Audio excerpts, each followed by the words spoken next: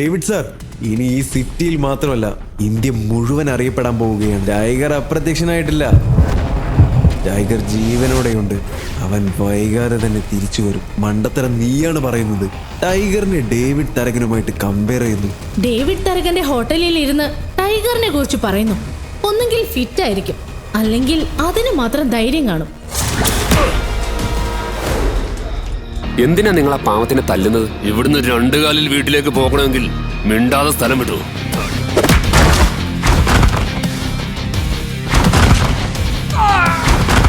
നിമിഷങ്ങൾക്കകം അഭിനവ് അവിടുത്തെ അന്തരീക്ഷവും സമയവും മാറ്റിമറിച്ചു. മരണത്തെ കൺമുന്നിൽ കണ്ടു നിന്നിരുന്ന ജോണി എന്നു പേരുള്ള ആ പയ്യൻ അഭിനവിന്റെ ഈ രൂപം കണ്ട് ഞെട്ടിപ്പോയിരുന്നു. അവനെ സംബന്ധിച്ച് അഭിനവ് ദൈവത്തിന് തുല്യനായിരുന്നു. അപ്പോൾ അവനെ രക്ഷിച്ച് അവിടെ നിന്നും കൊണ്ടുപോകാൻ തുടങ്ങിയപ്പോൾ ജോണി ചോദിച്ചു, ചേട്ടാ, നിങ്ങൾ ആരാ? ഞാൻ ടൈഗർ. നീ നിന്നെ കുറിച്ചൊന്നും പറയില്ലെന്ന് ഡിസൈഡ് ചെയ്ത് കഴിഞ്ഞല്ലേ? എന്തിനെ കുറിച്ചാ? അഭിനവിന് മനസ്സിലായി റോഷ്നിയുടെ ഉള്ളിൽ ഈ സംശയങ്ങൾ കറങ്ങുന്നത് എന്തുകൊണ്ടാണെന്ന്.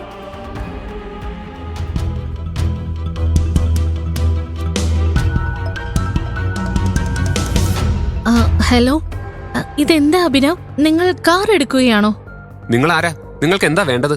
ഞാൻ റോഷ്നി, നിങ്ങളുടെ ഭാര്യയുടെ കൂട്ടുകാരിയാണ്.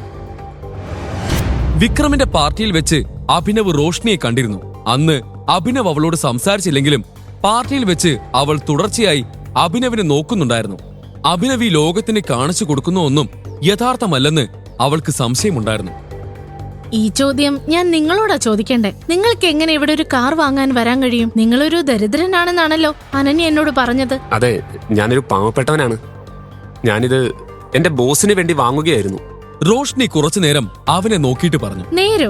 നിങ്ങൾ കള്ളം പറയുമല്ലേ? ഞാൻ എന്തിനു നിങ്ങളോട് കള്ളം പറയണം? എനിക്കറിയില്ല. വേണ്ട, ഞാനൊരു കാര്യം ചെയ്യാം. ഞാൻ അനന്യയെ ഇങ്ങോട്ട് വിളിക്കാം.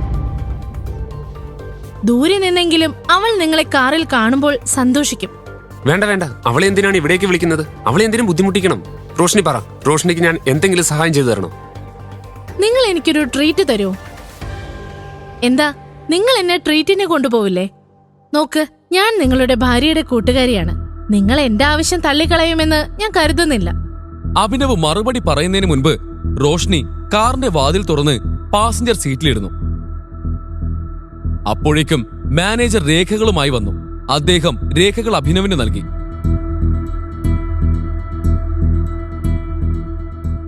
അഭിനവും ഡ്രൈവിംഗ് സീറ്റിലിരുന്നു. റോഷ്നി ഒരു സമ്പന്ന കുടുംബത്തിൽ നിന്നാണ് വരുന്നതെന്ന് അവൻ അറിയാമായിരുന്നു. ഈ സാഹചര്യത്തിൽ അവൻ അവളെ വിക്രമിന്റെ ഹോട്ടലിലേക്കാണ് കൊണ്ടുപോയത്. വഴിയിലുടനീളം ചഹദ് അഭിനവിനെ തന്നെ നോക്കിക്കൊണ്ടിരുന്നു. അവൾക്ക് തന്നിൽ നിന്ന് എന്താണ് വേണ്ടതെന്ന് അഭിനവിന് മനസ്സിലാക്കാൻ കഴിഞ്ഞില്ല. വിക്രമിന്റെ ഹോട്ടലിന്റെ താഴെ അഭിനവിന്റെ കാർ പാർക്ക് ചെയ്തു. ബിസിനസ്സിൽ ഈ വിക്രം ആരെ അനുസരിക്കില്ല, മനസ്സിലായോ? ശരി, ഞാൻ നിങ്ങളെ പിന്നെ വിളിക്കാം ടൈഗർ.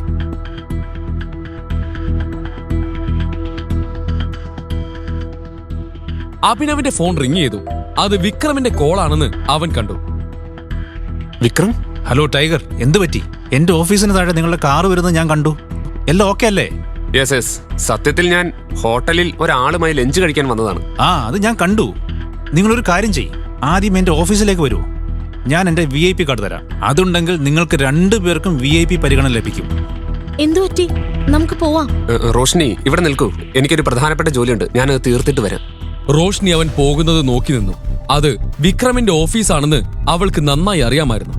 എന്നാൽ അഭിനവ് അവിടെ എന്താണ് ചെയ്യാൻ പോകുന്നത്? എന്തിനാണ് വിക്രം അവനെ അങ്ങോട്ട് വിളിച്ചത്? റോഷ്നി അഭിനവിനെ സംശയിക്കാൻ തുടങ്ങി. Welcome tiger, welcome. All good? Yes, all good. ഇതാണ് VIP card. Have fun. Thank you. അവൻ താഴേക്ക് ഇറങ്ങി വന്നു.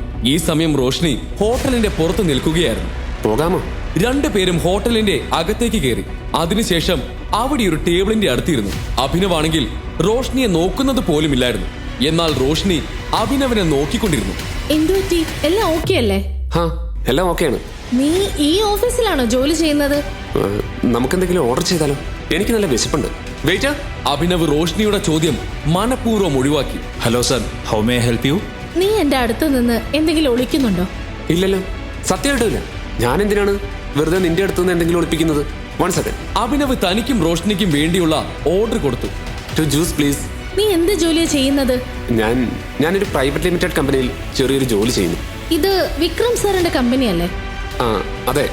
Hello gorgeous, you are so beautiful. എങ്ങോട്ട് വരണ്ടെന്നാ വിചാരിച്ചത്, പക്ഷെ എൻ്റെ മനസ്സ് അനുവദിച്ചില്ല. ഞാൻ നിനക്കൊരു കിടിലൻ ട്രീറ്റ് ഓഫർ ചെയ്യട്ടെ. അവന്റെ മുഖത്ത് വഷളത്ത് നിറഞ്ഞ ഒരു നോട്ടമുണ്ടായിരുന്നു. റോഷ്നിക്ക് അവന്റെ ഉദ്ദേശം മനസ്സിലായി. റോഷ്നിക്ക് മാത്രമല്ല അഭിനവിനും മനസ്സിലായി.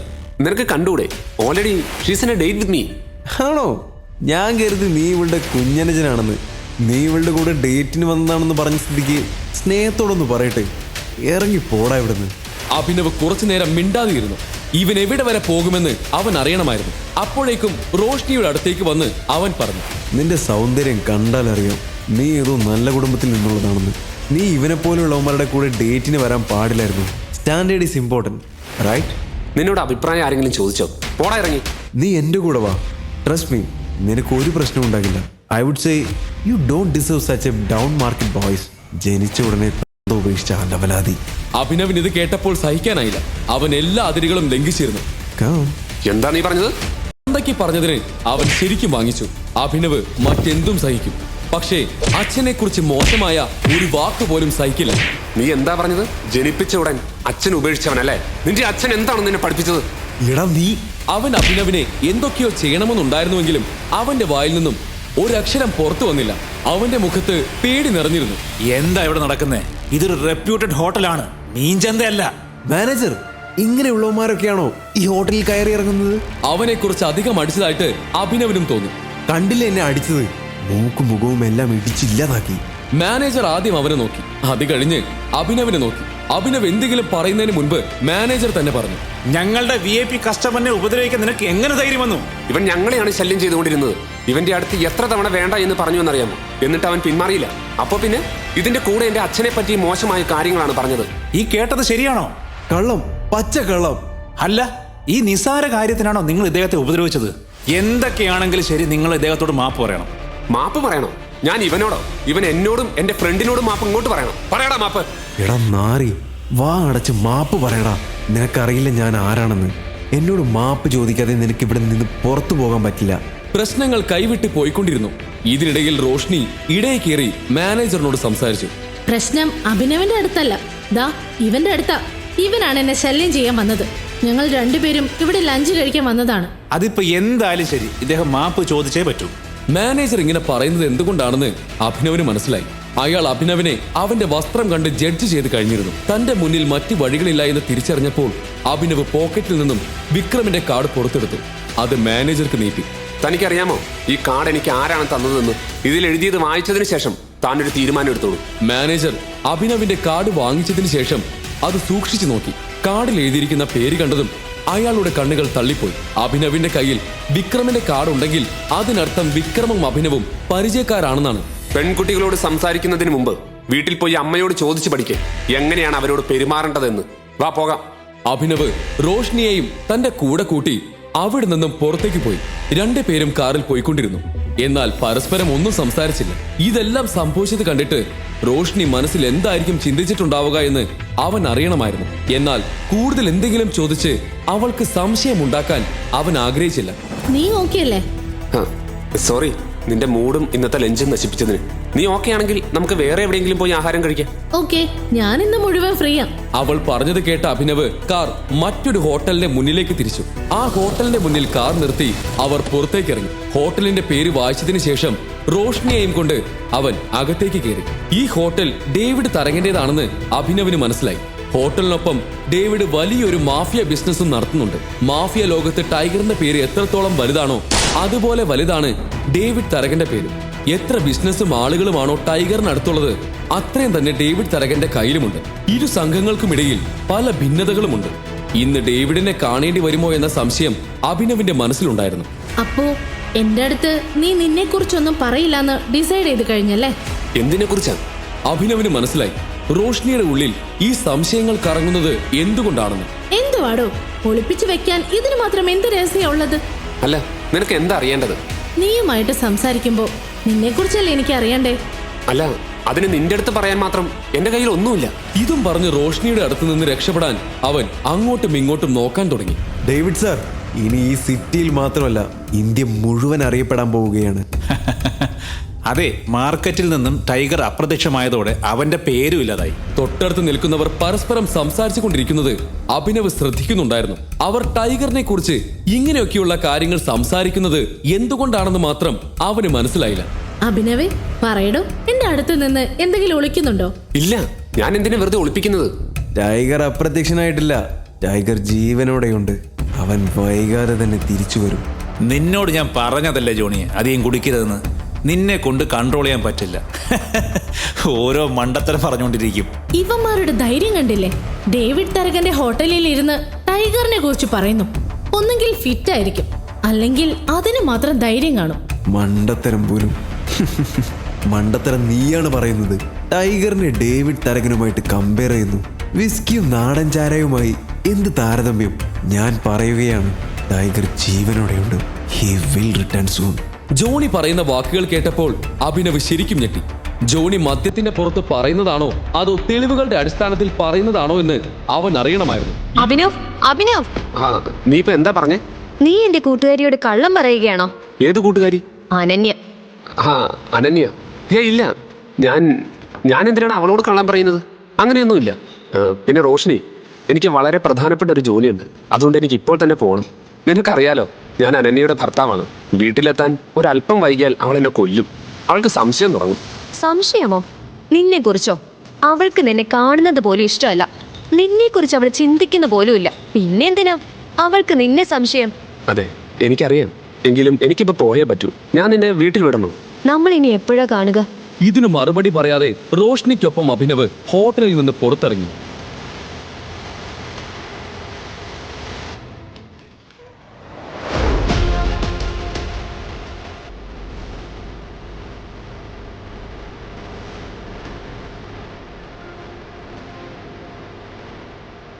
അവിടെ നിക്കടാ. എവിടേക്കാ നീ കയറി പോകുന്നേ? പുറത്തു പോ. അപ്പോഴാണ് ദേവൻ അവിടേക്ക് വന്നത്. അവൻ അഭിയെ നോക്കി ഒരു പരിഹാസ ചിരിയോടെ പറഞ്ഞു, ഓഹോ, ആരാ വന്നിരിക്കുന്നതെന്ന് നോക്കിയേ. എന്ത് ധൈര്യത്തിലാണ് നീ ഇവിടേക്ക് വന്നത്? സെക്യൂരിറ്റി, ഈ ദരിദ്രവാസിയെ ഒരു കാരണവശാലും അകത്തേക്ക് കടത്തിവിടരുത്. വിക്രം സാറിനെ ശല്യം ചെയ്യാൻ വേണ്ടി മാത്രമാണ് ഇവൻ ഇവിടേക്ക് വന്നത്. എടാ, ഞാൻ നിനക്കൊരു അഡ്വൈസ് തരാം. നീ ഒരു ദരിദ്രവാസിയാണെന്ന കാര്യം ആദ്യം നീ അക്സെപ്റ്റ് ചെയ്യണം. എന്നിട്ട് അതനുസരിച്ച് ജീവിക്കാൻ പഠിക്കണം. ദേവന്റെ സംസാരം കേട്ട് അഭിനവിന് ദേഷ്യം വന്നു. ദേവന്റെ മോശം പെരുമാറ്റം അവനെ മടുപ്പിച്ചിട്ടുണ്ടായിരുന്നു. അഭിക്ക് വേണമെങ്കിൽ ദേവന് മറുപടി കൊടുക്കാമായിരുന്നു. പക്ഷെ തന്റെ ഫോൺ എടുക്കുന്നതാണ് നല്ലതെന്ന് അവൻ കരുതി. അവൻ വിക്രമിനെ വിളിക്കാൻ പോവുകയായിരുന്നു. എന്നാൽ വിക്രമിനെ വിളിക്കുന്നതിന് മുൻപ്, ഇവിടെ എന്താ നടക്കുന്നേ? അഭി എന്റെ കൂടെ വന്നതാ. You wanna say something? ദേവനിപ്പോ പോ. അഭി എന്റെ കൂടെ വരൂ. ദേവൻ ഒരു നിമിഷം അപമാനിതനായ പോലെ തോന്നി. അന്ന് പാർട്ടിയിൽ വെച്ചും പിന്നെ ഇപ്പോഴും ദേവൻ അഭിയുടെ മുന്നിൽ തോൽക്കേണ്ട അവസ്ഥ വന്നു. ഞാൻ ഇവിടെ വരുന്ന കാര്യം നിങ്ങൾ വിക്രമിനോട് പറഞ്ഞിരുന്നോ? ഇത് കേട്ട ഉടനെ ജെനിയുടെ കാതുകൾ കൂർത്തു. ജോലിക്ക് വേണ്ടി വന്ന അഭിനവിനെ പോലെ ഒരാൾ. എനിക്ക് നിങ്ങളുടെ കുറച്ച് വിവരങ്ങൾ ആവശ്യമുണ്ട്. നിങ്ങളുടെ ഓഫീസ് നാളെ മുതൽ ആരംഭിക്കും. Perfect, thank you. എന്നാൽ ലീഡർ വരുന്നതിന് മുൻപ് അവൻ അത്തരത്തിലുള്ള ഒന്നും ചെയ്യാൻ കഴിയില്ലായിരുന്നു. ഈ സാഹചര്യത്തിൽ അനന്യയുടെയും അവളുടെ മാതാപിതാക്കളുടെയും മുന്നിൽ തന്റെ കഴിവ് തെളിയിക്കാൻ വേണ്ടിയാണ് അവൻ മാനേജർ പോസ്റ്റ് ആവശ്യപ്പെട്ടത്. എന്നാൽ അഭിനവ് അവിടെ എന്തെടുക്കാൻ വന്നതാണെന്ന് ദേവൻ ഇപ്പോഴും മനസ്സിലായിരുന്നില്ല. നാളെ മുതൽ ജോലിക്ക് പോവാൻ പുതിയ വസ്ത്രങ്ങൾ വേണ്ടിവരുമെന്ന് അഭിനവിന് തോന്നി. വസ്ത്രങ്ങൾക്കൊപ്പം അവന്റെ ഫോൺ മാറ്റേണ്ടതും ആവശ്യമായിരുന്നു. വിക്രമിന്റെ ചെക്ക് അവന്റെ പോക്കറ്റിൽ ഉണ്ടായിരുന്നു. അനന്യയുടെ മാതാപിതാക്കൾ വന്നതുകൊണ്ട് അവരെയും ശ്രീരാഗിനെയും കാണിക്കാൻ അവരുടെ വീട്ടിൽ താമസിക്കുകയും ജോലിക്കാരുടെ മുറിയിൽ ഉറങ്ങുകയും ചെയ്യേണ്ടി വരുമെന്ന് അഭിനവിന് അറിയാമായിരുന്നു. പക്ഷേ അവൻ അത്ര എളുപ്പം കീഴടങ്ങാൻ പോവുകയായിരുന്നില്ല. താനാണ് ലോകത്തിലെ ഏറ്റവും നല്ല മരുമകനെന്ന് അവൻ തെളിയിക്കാൻ പോവുകയായിരുന്നു. ചെക്കിൽ നിന്ന് പണം പിൻവലിക്കാൻ അഭിനവ് ബാങ്കിലേക്ക് പോയി. എനിക്ക് ആ ചെക്കിൽ നിന്ന് പണം പിൻവലിക്കണം. അപ്പോഴാണ് അവൻ ഹരീഷിനെ കണ്ടുമുട്ടിയത്. അഭിനവിന്റെ ദാരിദ്ര്യത്തെ കളിയാക്കിയിരുന്നവരിൽ ഒരാളായിരുന്നു പ്രണവ്. അല്ല, ഇതാരീ വന്നിരിക്കുന്നേ? ഹരീഷ് ഒരു ബാങ്കറായിരുന്നു. അവൻ കോടീശ്വരനല്ലായിരുന്നെങ്കിലും അവന് ധാരാളം സമ്പത്തുണ്ടായിരുന്നു. ഡെലിവറി ജോലികൾക്കായി അഭിനവ് ഈ ബാങ്കിൽ പലപ്പോഴും വരുമായിരുന്നതുകൊണ്ട് അഭിയെ അവൻ അറിയാമായിരുന്നു. അഭിനവിനേക്കാൾ ഏറെ മുന്നിലായിരുന്നില്ല ഹരീഷെങ്കിലും അവനും അഭിനവും തമ്മിൽ ഒരൊറ്റ വ്യത്യാസം മാത്രമേ ഉണ്ടായിരുന്നുള്ളൂ, പണത്തിന്റെ. ചെക്കോ? നിനക്കറിയാമോ, ഈ ബാങ്കിൽ വലിയ തുക മാത്രമേ ചെക്കിലൂടെ പിൻവലിക്കാൻ കഴിയൂ. എനിക്ക് പിൻവലിക്കാനുള്ള പണം വളരെ വലുതാണ്. അതുകൊണ്ടാണ് ഞാൻ ഇവിടെ വന്നത്. അതുകൊണ്ട് തന്നെയാണ് എനിക്ക് മാനേജറെ കാണേണ്ടത്. അതിന്റെ ആവശ്യമൊന്നുമില്ല. ആ ചെക്കിങ് തന്നെ. ഹരീഷ് ചെക്ക് നോക്കുക പോലും ചെയ്യാതെ അഭിനവിന്റെയും മറ്റാളുകളുടെയും മുന്നിൽ വെച്ച് കീറിക്കളഞ്ഞു. നിനക്കെന്താ ഭ്രാന്താണോ? നീ എന്താ ഈ ചെയ്തത്? സെക്യൂരിറ്റി, ഇവൻ ഇവിടുന്ന് പുറത്താക്ക്. വ്യാജ ചെക്കുമായി ബാങ്കിൽ വരാൻ നിനക്കെങ്ങനെ ധൈര്യം വന്നു? ബാങ്കർമാർ വിട്ടികളാണെന്ന് നീ കരുതുന്നുണ്ടോ? ഞാൻ പോലീസിനെ വിളിച്ച് നിന്നെ അകത്തിടും. ഇവനെ കൊണ്ടുപോ. ഈ അവസ്ഥയിൽ അഭിനവിനെ കണ്ട് ഹരീഷും ബാക്കിയുള്ളവരും വളരെയധികം സന്തോഷിച്ചു. എന്താണ് ഇവിടെ നടക്കുന്നത്? ആ ശബ്ദം മറ്റാരുടെയും ആയിരുന്നില്ല, അത് ബൽറാമിന്റെ ആയിരുന്നു. ദൂരെ നിന്ന് തന്നെ അദ്ദേഹം അഭിനവിനെ തിരിച്ചറിഞ്ഞു. ബൽരാജിനെ കണ്ടതും അഭിനവിന്റെ ശ്വാസം തിരികെ വന്നു. ഇനി ആർക്കും അവനെ ഒന്നും ചെയ്യാൻ കഴിയില്ല. ക്ഷമിക്കണം സാർ, നിങ്ങൾ ഇങ്ങനെ ഇവിടെ വരുമെന്ന് ഞാൻ അറിഞ്ഞില്ല. ഞാനിപ്പോ ഇവനെ ഈ തട്ടിപ്പ് നടത്തുന്നതിൽ നിന്ന് തടയുകയായിരുന്നു. അവനെ വിട്ടേക്ക്.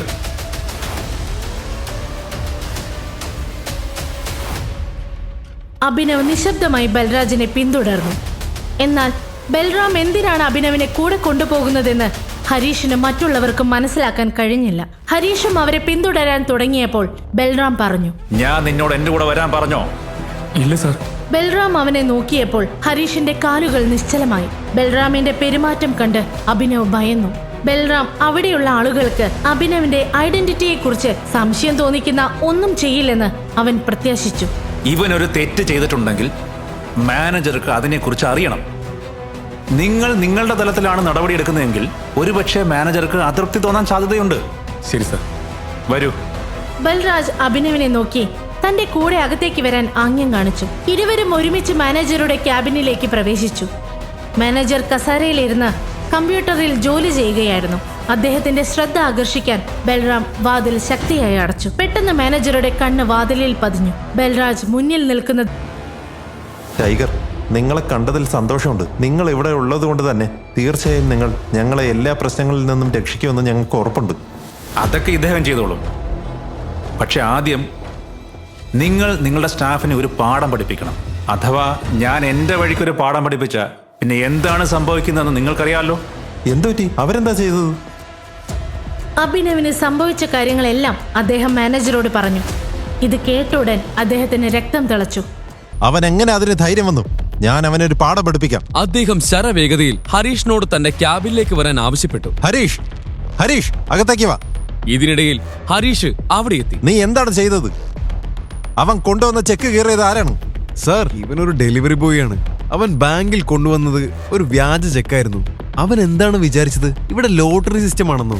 ഞാൻ കമ്പ്യൂട്ടറിൽ അവന്റെ ചെക്ക് വിവരങ്ങൾ പരിശോധിച്ചു. ഒരു ഡാറ്റയും ശരിയല്ലായിരുന്നു. നിനക്ക് ഉറപ്പാണോ? അതെ സർ. ഈ ഡെലിവറി ബോയ് കൊണ്ടുവന്ന ചെക്ക് ആരുടേതാണെന്ന് നിനക്കറിയാമോ? വിക്രം സാറിൻ്റെത്. എന്ത്? അതെ, നീ ഇയാളോട് ചെയ്തതൊക്കെ ശരി. പക്ഷെ നീ അദ്ദേഹത്തിന്റെ ചെക്കിനോട് ചെയ്തത് വിക്രം സാർ അറിഞ്ഞാൽ അദ്ദേഹം നിന്നെ എന്ത് ചെയ്യുമെന്ന് നിനക്ക് വല്ല ഊഹവുമുണ്ടോ? ചെക്ക് എവിടെ? സർ, ഇതാ. നിനക്കിതിന് എങ്ങനെ ധൈര്യം വന്നു? ഒരു കാര്യം ചെയ്യൂ, ഈ കീറിയ കഷ്ണങ്ങൾ ഓരോന്നായി നീ കൃത്യമായി പറക്കി വെക്ക്. എന്നിട്ട് പഴയ പോലെ ആക്ക്. സാർ എന്താ പറയുന്നേ? അതെ, ഈ ദൗത്യത്തിന് ശേഷം ഞാൻ നിന്നെ പുറത്താക്കുകയാണ്. You will be fired. Sir, പക്ഷെ ഞാൻ എന്താ ചെയ്തത്? നിന്നെ പിരിച്ചുവിടുമെന്ന് ഞാൻ പറഞ്ഞത് നീ കേട്ടു. പക്ഷെ അതിനു മുമ്പ് ഞാൻ പറഞ്ഞത് നീ കേട്ടില്ലേ? അത് വീണ്ടും കൃത്യമായി മടക്കി വെക്കണമെന്ന് അറിഞ്ഞിരുന്നെങ്കിൽ ഹരീഷ് ഇത്രയധികം ദേഷ്യപ്പെടില്ലായിരുന്നു. ഹരീഷ് മാനേജറെ നോക്കി. ഈ ചെക്ക് വിക്രം സാറിൻ്റെതാണ്. ഇത് കൃത്യമായി അടുക്കി വെക്കണം. അതിലെന്തെങ്കിലും വീഴ്ച നീ വരുത്തിയ ചവിട്ടി നിന്റെ നട്ടല് ഞാൻ ഓടിക്കും. പിന്നെ ലോകത്തെ ഒരു ബാങ്കിലും നിനക്ക് പിന്നെ ജോലി ചെയ്യാൻ കഴിയില്ല. ഇറങ്ങിപ്പോടാ. ഭയന്നു പോയ ഹരീഷ് അഭിനവിനെ നോക്കി. വിക്രം കൊടുത്ത ചെക്കിന്റെ കാര്യത്തിലും മാനേജറുടെ ഭാഷയിലും ഹരീഷ് എന്താണ് സംഭവിക്കുന്നതെന്ന് മനസ്സിലാവാതെ അവിടെ നിന്നും പോയി. എന്നിട്ട് അവൻ ചെക്കിന്റെ കഷ്ണങ്ങൾ മടക്കാൻ തുടങ്ങി. തന്റെ പരാതിയുമായി മാനേജറുടെ അടുത്തേക്ക് വന്നത് നന്നായെന്ന് അഭിനവിനുള്ളിൽ തോന്നി. എന്നാൽ ഹരീഷ് ഇതുപോലെ എത്രയോ പേരോട് മോശമായി പെരുമാറിയിട്ടുണ്ടാവാം. മറുവശത്ത് ബൽറാമും അദ്ദേഹത്തിന്റെ മാനേജറും എന്തുകൊണ്ടാണ് ഒരു ഡെലിവറി ബോയിയെ ഒരു ഭിക്ഷക്കാരനെ സഹായിക്കുന്നതെന്ന് ഹരീഷിന് മനസ്സിലാക്കാൻ കഴിഞ്ഞില്ല. ഒടുവിൽ ഹരീഷ് വളരെ കഷ്ടപ്പെട്ട് ചെക്ക് മടക്കി. I am really very sorry. എന്നാലും ടൈഗർ, ഇത്രയും വർഷം നിങ്ങൾ എവിടെയായിരുന്നു? ആദ്യം നിങ്ങളിത് പറയൂ. എന്റെ അച്ഛനുമായി നിങ്ങൾക്ക് എങ്ങനെയാണ് ബന്ധം? ഞാൻ അദ്ദേഹത്തിന്റെ ടീമിലെ ഒരു അംഗമാണ്. ശ്രദ്ധിക്ക്, ടൈഗർ തിരിച്ചെത്തിയിരിക്കുന്നു. പക്ഷെ ലീഡറിന്റെ വരവിനെ കുറിച്ച് ആരും അറിയരുത്, ഇല്ലെങ്കിൽ കളി മാറും. ബൽറാം സാർ പറഞ്ഞത് ശരിയാണ്. ഞങ്ങൾ സിംഹങ്ങൾക്കിടയിൽ ഒരു ഒളിഞ്ഞു നിൽക്കുന്ന ഒരു മറയുണ്ട്. അത് നമ്മുടെ ശത്രുക്കൾക്ക് എല്ലാ വിവരങ്ങളും നൽകും. അതുകൊണ്ട് നമ്മൾ തീർച്ചയായും ശ്രദ്ധിക്കണം ടൈഗർ. നിങ്ങൾ എന്താണ് ഉദ്ദേശിക്കുന്നത്? ഒറ്റുകാരനോ? അതെ, ഇതിനെക്കുറിച്ച് ലീഡർ നിങ്ങളോട് വിശദമായി പറയും. അതുവരെ ഈ മറയിൽ നിന്ന് പുറത്തിറങ്ങരുത്. ഇരുട്ടി തന്നെ നിൽക്കണം. ആ സമയം നിങ്ങളുടെ അച്ഛന്റെ, അതായത് ഞങ്ങളുടെ സഞ്ജയന്റെ കൊലയാളിയെക്കുറിച്ച് ഞങ്ങളോട് പറയൂ. കൂടാതെ ഈ ചെന്നായെക്കുറിച്ചും. അഭിനവിന്റെ മനസ്സിൽ ഒരൊറ്റ പേരേ ഉണ്ടായിരുന്നുള്ളൂ, ഡേവിഡ്.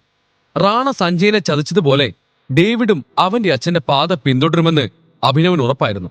റാണയെ സ്വന്തമായി കരുതിയ ഈ ആളുകളെക്കുറിച്ച് അവന് മനസ്സിലാക്കാൻ കഴിയുന്നില്ലായിരുന്നു. ഈ കൂട്ടത്തിൽ ഇനി ആരെയാണ് കാണാനുള്ളത്? നിന്റെ മുന്നിലുള്ള ഈ മാനേജറെയും കണ്ടു, നീ എന്നെയും വിക്രമനെയും കണ്ടു.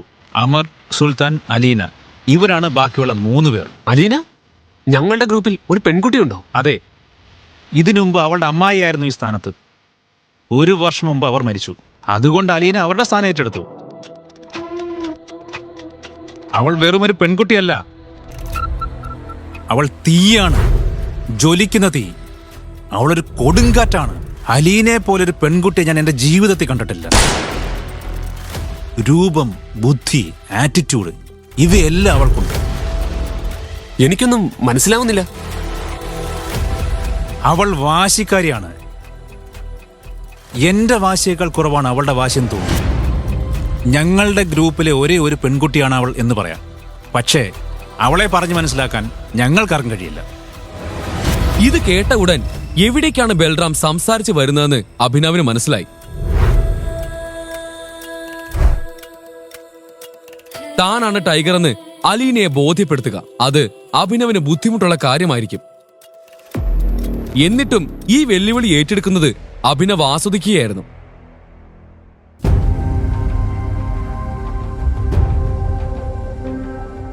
അലീനയെ കാണാനുള്ള അഭിനവിന്റെ ആഗ്രഹവും വർദ്ധിച്ചു. ഇതിനിടയിൽ മാനേജർ പറഞ്ഞു, നിങ്ങൾ അവളെ ഉടൻ തന്നെ കാണും. പക്ഷെ അവൾക്ക് നിങ്ങളെ തിരിച്ചറിയാമെന്ന് എനിക്കറിയില്ല. അവളെ ബോധ്യപ്പെടുത്താൻ ടൈഗറിന് പ്രയാസമാണെന്ന് എനിക്ക് തോന്നുന്നില്ല. ഞാൻ വിചാരിച്ച പോലത്തെ പയ്യനല്ലവൻ. ബൽരാജിന്റെ വാക്കുകൾ കേട്ട് മാനേജറുടെ കാതുകൾ കൂർത്തു. ബൽറാം സാർ, ടൈഗർ നിങ്ങളെ ഈ മോതിരത്തിൽ കുടിക്കെന്ന് നിങ്ങൾക്ക് തോന്നുന്നുണ്ടോ? ഇത് കേട്ട ഉടൻ ബൽറാം പൊട്ടിച്ചിരിച്ചു. എന്നിട്ട് അദ്ദേഹം അത് ശരിവെച്ചു എന്നോണം തലയാട്ടി. അദ്ദേഹത്തെ കണ്ട് മാനേജർ മുറയ്ക്ക് ചിരിക്കാൻ തുടങ്ങി. ഏതായാലും ടൈഗർ, ഇപ്പോൾ നിങ്ങൾക്ക് എത്ര പണം വേണം? ഞാൻ തരാം. പിന്നീട് വിക്രം സാറിന്റെ ഓഫീസിൽ നിന്ന് ഞാൻ ചെക്ക് വീണ്ടും ഇഷ്യൂ ചെയ്യിച്ചോളാം. ഇപ്പോൾ എനിക്ക് 1 കോടി രൂപ വേണം. ബാക്കിയുള്ള 49 കോടി എന്റെ പുതിയ അക്കൗണ്ടിലേക്ക് ട്രാൻസ്ഫർ ചെയ്യണം. ഓക്കെ, ഞാനത് ശരിയാക്കി തരാം. ഇത് കേട്ട് മാനേജർ അവന് വേണ്ടി പണം എടുക്കാൻ പോയി. ബൽറാം, ഈ അലീന എന്ന പെൺകുട്ടിയെക്കുറിച്ച് മറ്റെന്താണ് നിങ്ങൾക്കറിയാവുന്നത്?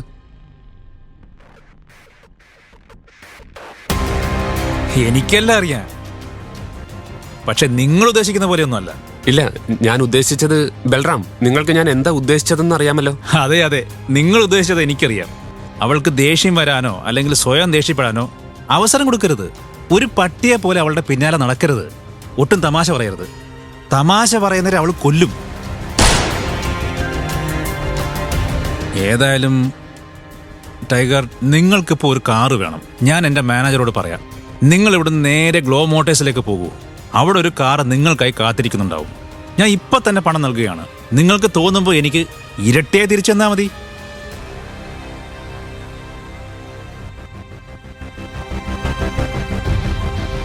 Thank you. ടൈഗർ മോനെ, ഇവിടുന്ന് പെട്ടെന്ന് രക്ഷപ്പെട്ടോ, ഇല്ലെങ്കിൽ അവർ നിന്നെ കൊന്നുകളയും. വേദന കടിച്ചമർത്തിക്കൊണ്ട് സഞ്ജയ് തന്റെ 5 വയസ്സുള്ള മകൻ അഭിനവിനോട് പറഞ്ഞു. സഞ്ജയ് രജപുത്രയും മകൻ അഭിനവും ഇരുട്ടിൽ ആ ഇടുങ്ങിയ വഴിയിലെ മരച്ചുവട്ടിൽ മറഞ്ഞിരിക്കുകയായിരുന്നു. സഞ്ജയുടെ ശരീരത്തിൽ പലയിടത്തും വെടിയേറ്റിട്ടുണ്ട്. ഇല്ലച്ചാ, അച്ഛനെ വിട്ട് ഞാൻ പോവില്ല. അഭിനവ് കരഞ്ഞുകൊണ്ട് അച്ഛനെ നോക്കി. വാശി കാണിക്കല അഭി, എനിക്ക് ഈ അവസ്ഥയിൽ നിന്നെ രക്ഷിക്കാൻ പറ്റില്ല. അവരിപ്പോ ഇവിടെ എത്തും. അതിനു മുമ്പ് മോനെങ്കിലും രക്ഷപ്പെടണം. ചോര ഒഴുകുന്ന മുറിവുകളിൽ അമർത്തിപ്പിടിച്ചുകൊണ്ട് സഞ്ജയ് മകനോട് പറഞ്ഞു. വേണ്ട, അച്ഛനില്ലാതെ ഞാൻ പോവില്ല. അച്ഛനും വാ. അഭി പറഞ്ഞത് കേട്ട് സഞ്ജയ് വാത്സല്യത്തോടെ അവന്റെ മുന്നിൽ മുട്ടുകുത്തിയിരുന്നു. മോനെ, ഒന്നുകൂടെ അവസാനിക്കാൻ പാടില്ല. അതിന് നീ ബാക്കിയാവണം. ബി എ ടൈഗർ അഭി. വിടർന്ന കണ്ണുകളോടെ അത് പറഞ്ഞുകൊണ്ട് സഞ്ജയ് തന്റെ വിരലിലെ പച്ചരത്നം പതിപ്പിച്ച മോതിരമൂരി അഭിനവനെ ഏൽപ്പിച്ചു. ഇതൊരിക്കലും നഷ്ടപ്പെടുത്തരുത്. ആ ചതിയന്റെ മുഖം നീ കണ്ടതല്ലേ? ഓർത്തു വെക്കണം, ഒരിക്കൽ അവൻ നിന്റെ മുന്നിൽ വരും. അച്ഛന്റെ ടൈഗർ മരിക്കില്ലെന്ന് അന്ന് നീ കാണിച്ചു കൊടുക്കണം. പോക്കറ്റിൽ നിന്ന് ഗണ്ണെടുത്ത് ലോഡ് ചെയ്യുമ്പോൾ സഞ്ജയുടെ കണ്ണുകളിൽ തീ ആളുന്നുണ്ടായിരുന്നു. മകനെ വിട്ടുപോകാനുള്ള വേദനയല്ലാതെ അയാളുടെ മുഖത്ത് തെല്ലും ഭയമുണ്ടായിരുന്നില്ല. അപ്പോഴേക്കും ശത്രുക്കൾ അവരുടെ അരികിലേക്കെത്തി. അഭിനവന്റെ നെറ്റിയിൽ ഉമ്മ വെച്ച ശേഷം സഞ്ജയ് ഒരു യോദ്ധാവിനെ പോലെ എതിരാളികൾക്ക് നേരെ നീങ്ങി. അച്ഛൻ തന്നെ ഒറ്റയ്ക്കാക്കി പോയപ്പോൾ അഭിനവ് ഭയന്ന് കരഞ്ഞു. എങ്കിലും ഇരുട്ടിൽ ആ 5 വയസ്സുകാരനെ അക്രമികൾ കണ്ടില്ല. സഞ്ജയുടെ ഗൺ ശബ്ദിച്ചു. ശത്രുക്കൾ 4 പാടും ചിതറി വീണു. അതിനിടയിൽ ഒരു ബുള്ളറ്റ് പാഞ്ഞു വന്ന് സഞ്ജയുടെ നെഞ്ചു തുളച്ചു. അച്ഛാ! അഭിനവ് ഉറക്ക നിലവിളിച്ചുകൊണ്ട് ഉറക്കത്തിൽ നിന്ന് ഞെട്ടിയുണർന്നു. വിയർത്ത് കുളിച്ച് കിതച്ചുകൊണ്ട് അവൻ കട്ടിലിൽ എഴുന്നേറ്റിരുന്നു. കഴിഞ്ഞ 18 വർഷമായി ഇതേ സ്വപ്നം അഭിനവനെ അലട്ടുന്നു. വെടിയേറ്റ് അച്ഛൻ മരിച്ചു വീഴുന്നത് നിറകണ്ണുകളോട് നോക്കി നിൽക്കാനേ അന്നവന് കഴിഞ്ഞിരുന്നുള്ളൂ. ബി എ ടൈഗർ എന്നാണ് അച്ഛൻ അവസാനമായി പറഞ്ഞത്. വെറുമൊരു ഡെലിവറി ബോയ് ആയ താൻ എങ്ങനെയാണ് ടൈഗർ ആവുക എന്ന് ഇന്നോളം അവൻ അറിയില്ല. അവൻ തന്റെ വിരലിൽ കിടക്കുന്ന മോതിരത്തിലേക്ക് നോക്കി അല്പനേരം ഇരുന്നു. അഭിനവ് രജപുത്ര 18 വയസ്സുവരെ മട്ടാഞ്ചേരിയിലെ ഒരു അനാഥാലയത്തിലായിരുന്നു വളർന്നത്. പ്രായപൂർത്തിയായ ശേഷം അവൻ സ്വന്തമായി ഒരു ജോലി കണ്ടെത്തി മറ്റൊരിടത്തേക്ക് താമസം മാറി. ഡെലിവറി ബോയ് ആയതുകൊണ്ട് തന്നെ കൊച്ചിയിലെ മുക്കും മൂലയും അവന് സുപരിചിതമാണ്. വളരെയധികം യാതന നിറഞ്ഞതാണ് അബിയുടെ ജീവിതം. ആകെയുള്ള ആശ്വാസം കാമുകിയായ വൈഷ്ണവിയാണ്. അവനെപ്പറ്റി എല്ലാം അറിയുന്നവൾ. അവളെ കാണുമ്പോഴാണ് അവൻ തന്റെ എല്ലാ ദുഃഖങ്ങളും മറക്കുന്നത്. ഇന്ന് വൈഷ്ണവിയുടെ ജന്മദിനമാണ്. ജോലി കഴിഞ്ഞ് അവൻ നേരെ ഒരു പരിചയക്കാരന്റെ ബേക്കറിയിലേക്ക് പോയി. രാജേഷേട്ടാ, എനിക്കൊരു കേക്ക് വേണം. വലിയ വിലയുടെയൊന്നും വേണ്ട, ഒരു കൊച്ചു കേക്ക്. അത് കേട്ടതും കടയുടമയൊന്ന് ചിരിച്ചു. വില കുറഞ്ഞതിപ്പോ വൈറ്റ് ഫോറസ്റ്റ് ഉണ്ട്, 700 ആണ്. നീ ഒരു 500 തന്നിട്ട് എടുത്തോ. അത്രയ്ക്ക് ബഡ്ജറ്റൊന്നും ഇല്ല ഏട്ടാ, അതിലും കുറഞ്ഞത് വേണം, അബി പറഞ്ഞു. എന്നാ പിന്നെ ഈ പേസ്ട്രി എടുത്തോ, 60 രൂപയേ ഉള്ളൂ. തന്റെ കാമുകിയോടൊപ്പം താമസിക്കുന്നതിനായി ഒരു കൊച്ചു വീട് വാടകയ്ക്കെടുക്കണം എന്നവൻ തീരുമാനിച്ചിരുന്നു. അതിനാൽ പണം അനാവശ്യമായി പാഴാക്കാൻ അബി ആഗ്രഹിച്ചില്ല. കടയുടമ പാക്ക് ചെയ്തു കൊടുത്ത പേസ്ട്രിയും വാങ്ങി അബി സന്തോഷത്തോടെ തന്റെ പ്രിയപ്പെട്ടവളെ കാണാനായി പുറപ്പെട്ടു. കാത്തിരുന്ന് വട്ടായിട്ടുണ്ടാവും പാവം. ബർത്ത്ഡേ സെലിബ്രേറ്റ് ചെയ്യാനും സമ്മാനം കൊടുക്കാനും താൻ മാത്രമല്ലേ ഉള്ളൂ. അതോർത്തപ്പോൾ അബിയുടെ മനസ്സ് സന്തോഷം കൊണ്ട് നിറഞ്ഞു. എന്നാൽ അവളുടെ വീടിന് മുന്നിലെത്തിയ അബിയുടെ മുഖം മെല്ലെ മാറി. അവിടെ മുഴുവൻ പലതര വർണ്ണ വിളക്കുകൾ കൊണ്ട് അലങ്കരിച്ചിരുന്നു. അകത്തുനിന്നും ഉച്ചത്തിൽ ഒരു പാട്ട് കേൾക്കുന്നുണ്ട്. കോളിംഗ് ബെൽ അടിച്ചുകൊണ്ട് അവൻ അവളെ കാത്തുനിന്നു. വാതിൽ തുറന്ന് പുറത്തു വന്ന വൈഷ്ണവിയെ കണ്ട അഭിനവ് അത്ഭുതപ്പെട്ടുപോയി. അവൾ വില കൂടിയ ഒരു ഗൗണാണ് ധരിച്ചിരിക്കുന്നത്. മനോഹരമായി അലങ്കരിച്ചിരിക്കുന്ന മുറിയുടെ നടുവിൽ വലിയ കേക്കും വൈനും എല്ലാം സെറ്റ് ചെയ്ത് വെച്ചിട്ടുണ്ട്. അവിടെ ധാരാളം അതിഥികൾ എത്തിയിരിക്കുന്നു. അതാരാ വൈഷ്ണവി? അതിഥികളിൽ ഒരാൾ ചോദിച്ചു. കണ്ടാലറിയില്ലേ, ഡെലിവറി ബോയാ. പക്ഷേ നമ്മളൊന്നും ഓർഡർ ചെയ്തിട്ടില്ലല്ലോ, മറ്റൊരാൾ പറഞ്ഞു. അതൊന്നുമല്ല, ഈ ഡെലിവറി ബോയിനെയാണ് വൈഷ്ണവി ഡേറ്റ് ചെയ്യുന്നത്. അത് കേട്ടതും അവിടെയുള്ള പല മുഖങ്ങളും കൗതുകത്തോടെ വൈഷ്ണവിയുടെ നേരെ തിരിഞ്ഞു. മൈ ഗോഡ്, നിനക്ക് വേറെ ആരെയും കിട്ടിയില്ലേ വൈഷ്ണവി? ഇതൊക്കെയാണോ നിന്റെ ടേസ്റ്റ്? എല്ലാവരും വൈഷ്ണവിയെ കളിയാക്കാനുള്ള അവസരമായി തന്റെ ജോലി ഉപയോഗിക്കുന്നത് കണ്ട് അഭിനവിന് സങ്കടം വന്നു. Happy birthday babe. പിന്നിൽ നിന്നും മറ്റൊരു ശബ്ദം കേട്ട് എല്ലാവരും ആകാംക്ഷയോടെ അങ്ങോട്ട് നോക്കി. അത് ദേവനായിരുന്നു. കയ്യിൽ വലിയ സമ്മാനപ്പൊതിയും ഉണ്ടായിരുന്നു. ദേവനെ അഭിനവിന് മുൻപേ അറിയാം. പേര് കേട്ട ഒരു ബിസിനസ്സുകാരന്റെ മകനാണ്. അവൻ വൈഷ്ണവിയുടെ ചുറ്റും കറങ്ങി നടക്കുന്നത് അഭിനവ് ശ്രദ്ധിച്ചിട്ടുണ്ട്. അഭിനവിന് ദേവനെ ഇഷ്ടമായിരുന്നില്ല, വൈഷ്ണവിക്കും. അവിടെയും അവളെ ശല്യം ചെയ്യാനായി അവൻ വന്നത് കണ്ട് അഭിനവിന് ദേഷ്യം വന്നു. എന്നാൽ അവൻ എന്തെങ്കിലും പറയുന്നതിന് മുൻപേ വൈഷ്ണവി ദേവൻ കൊണ്ടുവന്ന സമ്മാനം വാങ്ങി. എന്നിട്ട് തന്റെ ചുറ്റിനും കൂടി നിന്നവരെ നോക്കി ഒന്ന് പുഞ്ചിരിച്ചു. നിങ്ങളൊക്കെ എന്താ വിചാരിച്ചേ? ഇവനാണ് എന്റെ ബോയ് ഫ്രണ്ട് ദേവ്. അത്രയും പറഞ്ഞുകൊണ്ട് അവൾ ദേവന്റെ കയ്യിൽ ചുറ്റിപ്പിടിച്ചു. അത് കണ്ടതോടെ അതിഥികൾ എല്ലാവരും കൈയടിച്ചു. അവൾ അഭിനവിനെ പുച്ഛത്തോടെ നോക്കി. നമുക്ക് ബ്രേക്കപ്പ് ആവും മിസ്റ്റർ അഭിനവ്, എനിക്കിനി ഇത് കണ്ടിന്യൂ ചെയ്യാൻ താല്പര്യമില്ല. വൈഷ്ണവി അഭിനവന്റെ മുഖത്ത് നോക്കി പറഞ്ഞു. എന്താ എന്താ നീ പറഞ്ഞേ? വൈഷ്ണവി പറഞ്ഞത് വിശ്വസിക്കാൻ കഴിയാതെ അഭിനവ് ചോദിച്ചു. എന്താ കേട്ടില്ലേ? നിന്റെ കൂടെ ഈ പാതി പേസ്ട്രിയിൽ നിന്ന് ജീവിതം തീർക്കാൻ അവൾക്ക് വയ്യെന്ന് അല്ലേ ബേബി? ദേവൻ വൈഷ്ണവിയുടെ കവിളിൽ പ്രണയത്തോടെ ചുംബിച്ചുകൊണ്ട് പറഞ്ഞു. തന്റെ പ്രിയപ്പെട്ടവളെ മറ്റൊരാൾ ചുംബിക്കുന്നത് കണ്ടു നിൽക്കാൻ അഭിനവന് കഴിഞ്ഞില്ല. കയ്യിലിരിക്കുന്ന പേസ്ട്രി നിലത്തേക്ക് വലിച്ചെറിഞ്ഞ് അവൻ ദേവന്റെ അരികിലേക്ക് ഓടി വന്നു. എന്താടാ നീ ചെയ്തേ? എന്റെ പെണ്ണിനെ നീ... അഭിനവന്റെ ചുരുട്ടിയ കൈ ദേവന്റെ മൂക്കിൽ തന്നെ വന്നു പതിച്ചു. അപ്രതീക്ഷിതമായ ആ ഇടിയേറ്റ് അവന്റെ മൂക്കിൽ നിന്ന് രക്തം പുറത്തേക്കൊഴുകി. എടാ, ഇന്ന് നിന്റെ അവസാനമാണ്. ദേവൻ ദേഷ്യത്തോടെ അഭിനവിന്റെ നേരെ ചെന്നു. അഭിനവ് അവന്റെ നെഞ്ചിലേക്ക് ആഞ്ഞു ചവിട്ടി. ഉടൻ തന്നെ വൈഷ്ണവി അവർക്കിടയിലേക്ക് കയറി നിന്നു. അഭിനവ്, നമ്മൾ തമ്മിൽ ഇനി യാതൊരു ബന്ധവുമില്ല. ഇത് നിന്നോട് ഞാൻ മര്യാദയ്ക്കാണ് പറഞ്ഞത്. ഇത് എന്റെ സ്ഥലമാണ്. ഇവിടെ വന്ന് എന്റെ ആളുകളെ ഉപദ്രവിക്കാൻ പറ്റില്ല. ഇറങ്ങിപ്പോ. വൈഷ്ണവി അഭിനവിന്റെ മുഖത്ത് നോക്കി പറഞ്ഞു. അല്ലെങ്കിലും എനിക്ക് നിന്നെ വേണ്ടടി. എന്ന് നീ എന്നെ മറന്ന് മറ്റൊരുത്തിനെ തേടിപ്പോയോ? ആ നിമിഷം തീർന്നു എല്ലാം. പക്ഷെ നിനക്ക് എന്നോടൊരു വാക്ക് നേരത്തെ പറയായിരുന്നു. ഞാൻ വെറുതെ. കണ്ണു തുടച്ചുകൊണ്ട് അഭിനവ് അവിടെ നിന്നിറങ്ങി. അവളുടെ മുഖം ഇനി ഒരിക്കലും തന്റെ ഓർമ്മകളിൽ പോലും വരരുതെന്ന് അവൻ ആഗ്രഹിച്ചു. വാടകയ്ക്കാണെങ്കിലും വൈഷ്ണവിയോടൊപ്പം ഒരു നല്ല വീട്ടിൽ ജീവിക്കണമെന്ന ആഗ്രഹത്തോടെ കൂട്ടിവെച്ച പണത്തിലേക്ക് അവൻ പുച്ഛത്തോടെ നോക്കി. പിന്നെ കൺമുന്നിൽ കണ്ട ഒരു ബാറിലേക്ക് കയറി ബോധം മറയുന്നതുവരെ മദ്യപിച്ചു. You cheat, I hate you. തെരുവിലൂടെ ഉറക്കെ വിളിച്ചു പറഞ്ഞുകൊണ്ട് അവൻ നടന്നു. ബാറിൽ നിന്നും വാങ്ങിയ കുപ്പിയിലെ അവസാന തുള്ളിയും വായിലേക്ക് കമഴ്ത്തിയിട്ട് അവൻ കുപ്പി റോഡിലേക്ക് എറിഞ്ഞുടച്ചു. പെട്ടെന്ന് അഭിനവിന് തല കറങ്ങുന്നത് പോലെ തോന്നി. അവൻ ആ റോഡ് സൈഡിൽ ബാലൻസ് തെറ്റി വീണു. പെട്ടെന്നാണ് ഒരു കാർ അവന്റെ മുന്നിലൂടെ സഡൻ ബ്രേക്ക് ഇട്ട് നിന്നത്. അതിൽ നിന്നും സ്യൂട്ട് ധരിച്ച ഒരാൾ പുറത്തേക്കിറങ്ങി. അയാളായിരുന്നു സൗരവ് മേനോൻ, കേദാർ ഗ്രൂപ്പിന്റെ ഓണർ ഹരിദേവ് മേനോന്റെ ചെറുമകൻ. സൗരവ് അഭിനവൻ അല്പനേരം നോക്കി നിന്നു. സുന്ദരനായ ഒരു ചെറുപ്പക്കാരൻ മദ്യപിച്ച് ബോധമില്ലാതെ കിടക്കുകയാണ്. തൊട്ടരികിൽ പൊട്ടിച്ചെറിയ ഒരു മദ്യക്കുപ്പിയുമുണ്ട്. സൗരവിന്റെ മുഖത്ത് ഗൂഢമായൊരു പുഞ്ചിരി വിടർന്നു. ഇവനെ എടുത്ത് കാറിലേക്കിട്, സൗരവ് ഡ്രൈവറോട് ആവശ്യപ്പെട്ടു. റോഡ് സൈഡിൽ മദ്യപിച്ച് കിടക്കുന്ന ഒരുത്തനെ കാറിലേക്ക് കയറ്റാൻ പറഞ്ഞത് എന്തിനാണെന്നറിയാതെ ഡ്രൈവർ സൗരവിനെ നോക്കി. ആ നോട്ടത്തിന്റെ അർത്ഥം മനസ്സിലാക്കിയ സൗരവ് പറഞ്ഞു, ഈ രാത്രി സാധാരണ പോലെ കടന്നുപോയാൽ നാളെ ചിലപ്പോൾ ഞാൻ കേദാർ ഗ്രൂപ്പിന്റെ ആരുമല്ലാതാകും. അങ്ങനെ സംഭവിക്കാൻ പാടില്ല. ഈ പയ്യനെ വെച്ച് ഞാനൊരു കളി കളിക്കാൻ പോവാ. നോക്കിക്കോ, ഇതോടെ എല്ലാം എന്റെ വഴിക്ക് വരും. ഗൂഢമായ ഒരു ചിരിയോടെ സൗരവ് പറഞ്ഞു. Okay boss. ഡ്രൈവർ കഷ്ടപ്പെട്ട് അഭിനവനെ എടുത്ത് കാറിന്റെ പുറകിലേക്ക് കയറ്റി. എമറാൾഡ് ഹോട്ടലിലേക്ക് വിട്, ഇനിയുള്ള ജോലി അവിടെയാ. സൗരവ് പറഞ്ഞു. വൈകാതെ കാർ ഹൈവേയിലൂടെ കുതിച്ചു പാഞ്ഞു. നേരം പുലർന്നപ്പോൾ അഭിനവനെ തന്റെ തല പൊട്ടിപ്പിളരുന്നത് പോലെ തോന്നുന്നുണ്ടായിരുന്നു. എഴുന്നേക്കാൻ ശ്രമിച്ചപ്പോഴാണ് അവന്റെ കൈകൾ മൃദുലമായൊരു ദേഹത്ത് തട്ടിയത്. അവൻ ഞെട്ടി കണ്ണു തുറന്നു. തൊട്ടരികിൽ ദേവതയെ പോലെ സുന്ദരിയായൊരു പെൺകുട്ടി കിടക്കുന്നു. താനിത് എവിടെയാണെന്നും തനിക്ക് എന്ത് സംഭവിച്ചെന്നും മനസ്സിലാവാതെ അഭിനവിരുന്നു. ബെഡിൽ കിടന്ന ഷീറ്റ് എടുത്ത് അവൻ ഉടുത്തു. അപ്പോഴേക്കും ആ പെൺകുട്ടി ഉറക്കത്തിൽ നിന്നും മെല്ലെ ഉണർന്നു. കണ്ണു തുറന്നതും തൊട്ടുമുന്നിൽ ബെഡ്ഷീറ്റ് ചുറ്റി നിൽക്കുന്ന അഭിനവിനെ കണ്ട് അവൾ പരിഭ്രമിച്ചുപോയി. സൗരവ് മേനോന്റെ സഹോദരി അനന്യയായിരുന്നു ആ പെൺകുട്ടി. ഒരു ബിസിനസ് മീറ്റിന് വേണ്ടിയാണ് അവൾ മുത്തച്ഛനോടൊപ്പം എമറാൾഡ് ഹോട്ടലിൽ വന്നത്. തലേന്ന് രാത്രി ഓർഡർ ചെയ്തിരുന്ന ഓറഞ്ച് ജ്യൂസ് കുടിച്ചത് മാത്രമേ അവൾക്ക് ഓർമ്മയുള്ളൂ. ഉണർന്നപ്പോൾ അപരിചിതനായ ഒരാൾ മുറിയിൽ. താൻ ആരാ? എങ്ങനെയാ താൻ എന്റെ റൂമിൽ വന്നത്? നിങ്ങൾ എന്നെ എന്താ ചെയ്തേ? അവൾ ഭയപ്പാടോടെ ചോദിച്ചു.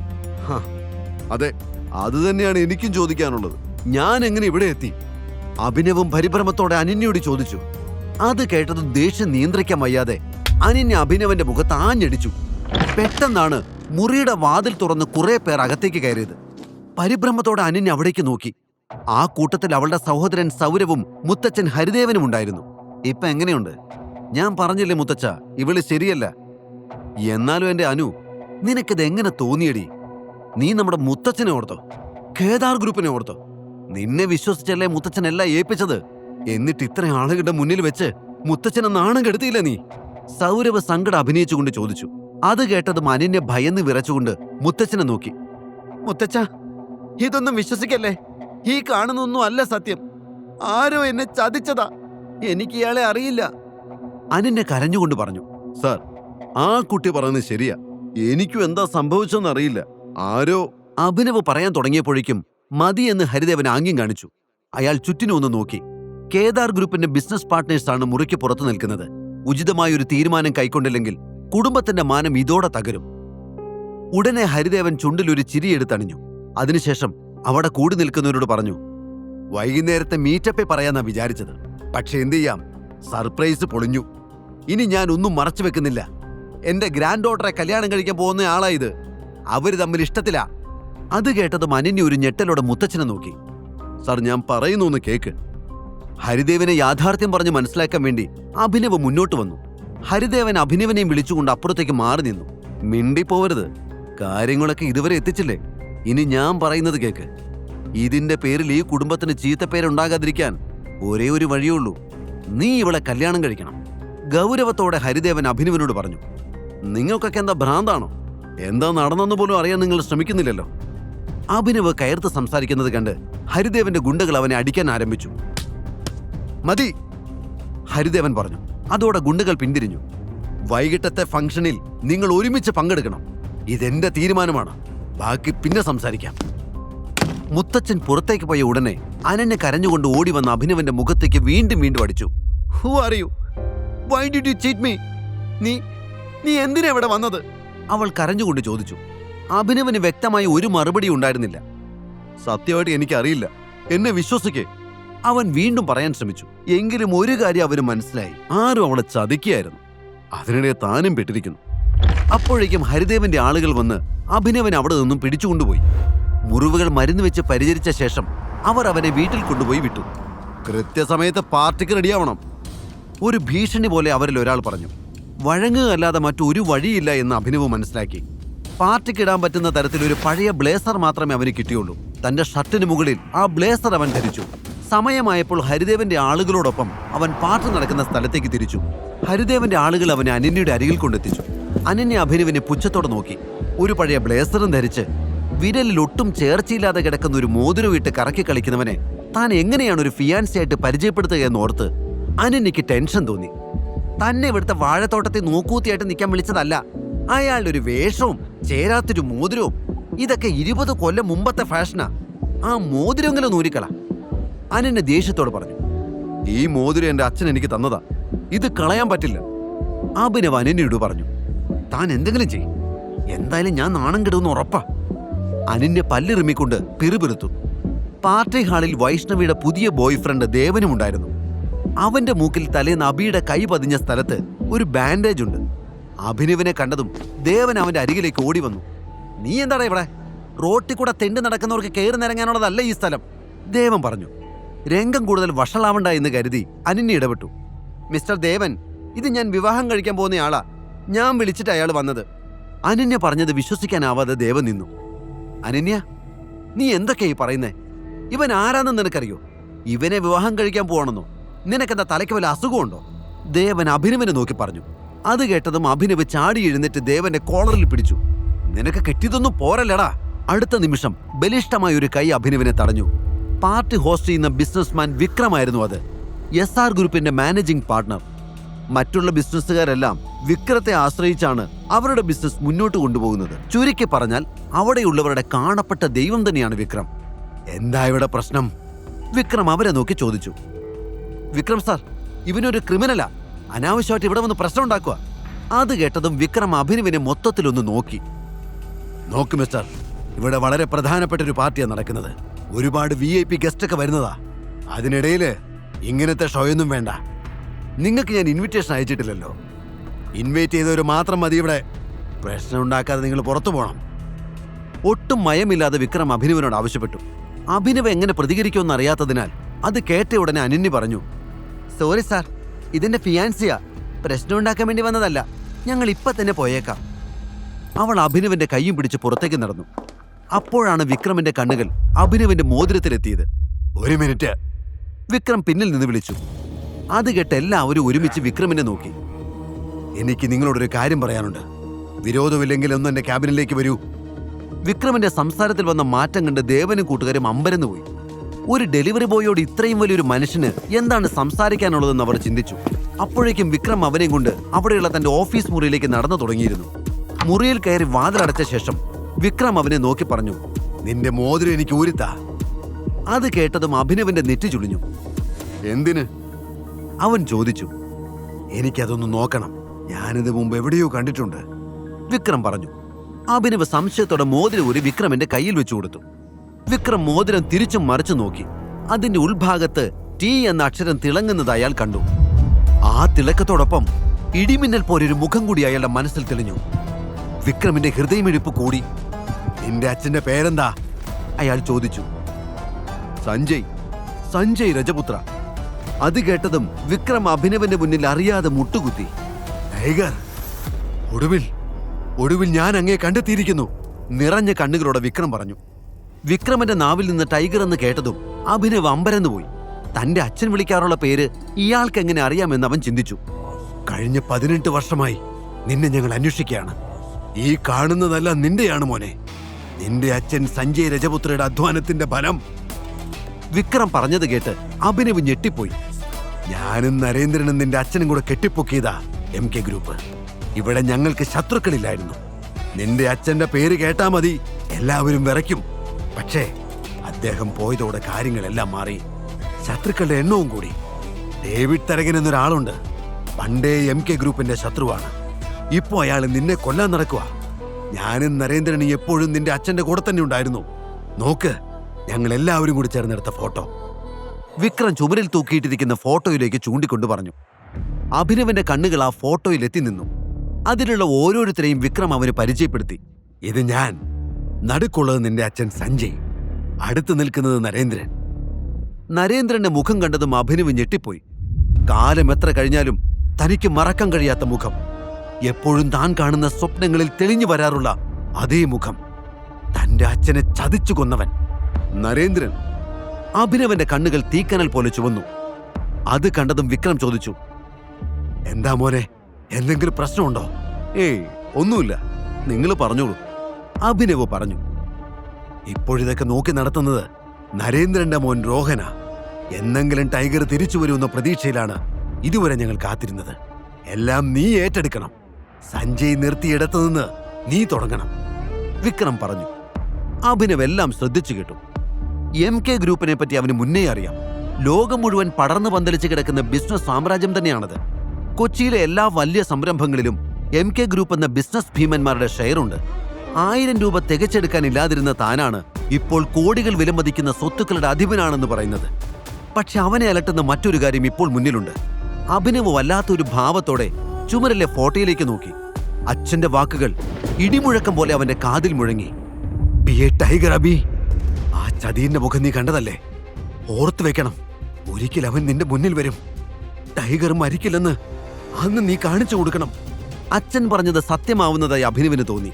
നരേന്ദ്രന്റെ ഫോട്ടോയിലേക്ക് നോക്കുന്തോറും അഭിനവന്റെ കണ്ണുകളിൽ പകയാളിക്കൊണ്ടിരുന്നു. എന്റെ അച്ഛന്റെ മരണത്തിന് കാരണക്കാരനാണ് ഇയാൾ. സുഹൃത്തായി കൂടെ നിന്ന് പിന്നിൽ നിന്ന് കുത്തിയ ചതിയൻ. ഇയാളോട് പകരം ചോദിച്ചാൽ മാത്രമേ അച്ഛന്റെ ആത്മാവിന് ശാന്തി കിട്ടൂ.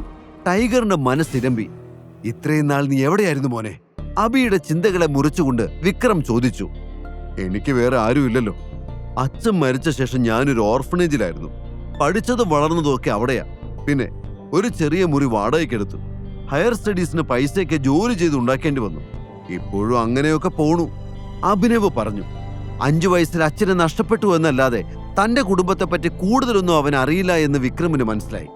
അവന്റെ തോളിൽ കൈവച്ചുകൊണ്ട് വിക്രം പറഞ്ഞു, നിന്നെ അന്വേഷിക്കാൻ ഇനി ഒരു സ്ഥലവും ബാക്കിയില്ല മോനെ. ഞങ്ങളുടെ കയ്യിൽ നിന്റെ ഒരു പഴയ ഫോട്ടോ മാത്രമേ ഉണ്ടായിരുന്നുള്ളൂ. അതും വെച്ച് എത്ര കാലം നിന്നെ തിരയാൻ പറ്റും? നീ അങ്ങ് വളർന്നു പോയില്ലേ? അഭിനവനെ സ്നേഹത്തോടെ നോക്കിക്കൊണ്ട് വിക്രം തുടർന്നു. എന്നാലും നീ ഞങ്ങളുടെ സഞ്ജയുടെ മോനല്ലേ? എന്നെങ്കിലും ഒരിക്കൽ നീ വരുമെന്ന് എനിക്ക് ഉറപ്പായിരുന്നു. ഇതൊക്കെ അറിയുമ്പോ രോഹനും സന്തോഷമാകും. നിറഞ്ഞ കണ്ണുകൾ തുടച്ചുകൊണ്ട് അയാൾ പറഞ്ഞു. രോഹന്റെ പേര് കേട്ടപ്പോൾ അഭിനവന് ദേഷ്യം വന്നു. തന്റെ അച്ഛനെ കൊന്നവന്റെ മകൻ ഇതൊക്കെ അറിഞ്ഞ് സന്തോഷിക്കുമെന്ന് അഭിനവന് തോന്നിയില്ല. ഒരുപാട് ചോദ്യങ്ങൾക്ക് ഇനിയും ഉത്തരം കിട്ടാനുണ്ടല്ലോ എന്ന് അവൻ ചിന്തിച്ചു. അങ്കിൾ, എന്റെ അച്ഛൻ എന്നോട് ഈ ഗ്രൂപ്പിനെ പറ്റി ഒന്നും പറഞ്ഞിട്ടില്ല, അഭിനവ് പറഞ്ഞു. അവൻ നിന്നെ ഇതിൽ നിന്നൊക്കെ മാറ്റി നിർത്താനാ നോക്കിയത്. പക്ഷെ ഇനിയിപ്പോ അത് പറ്റില്ല. എല്ലാം പഴയതുപോലെ ആവണം. നഷ്ടപ്പെട്ടതെല്ലാം തിരിച്ചു പിടിക്കണം.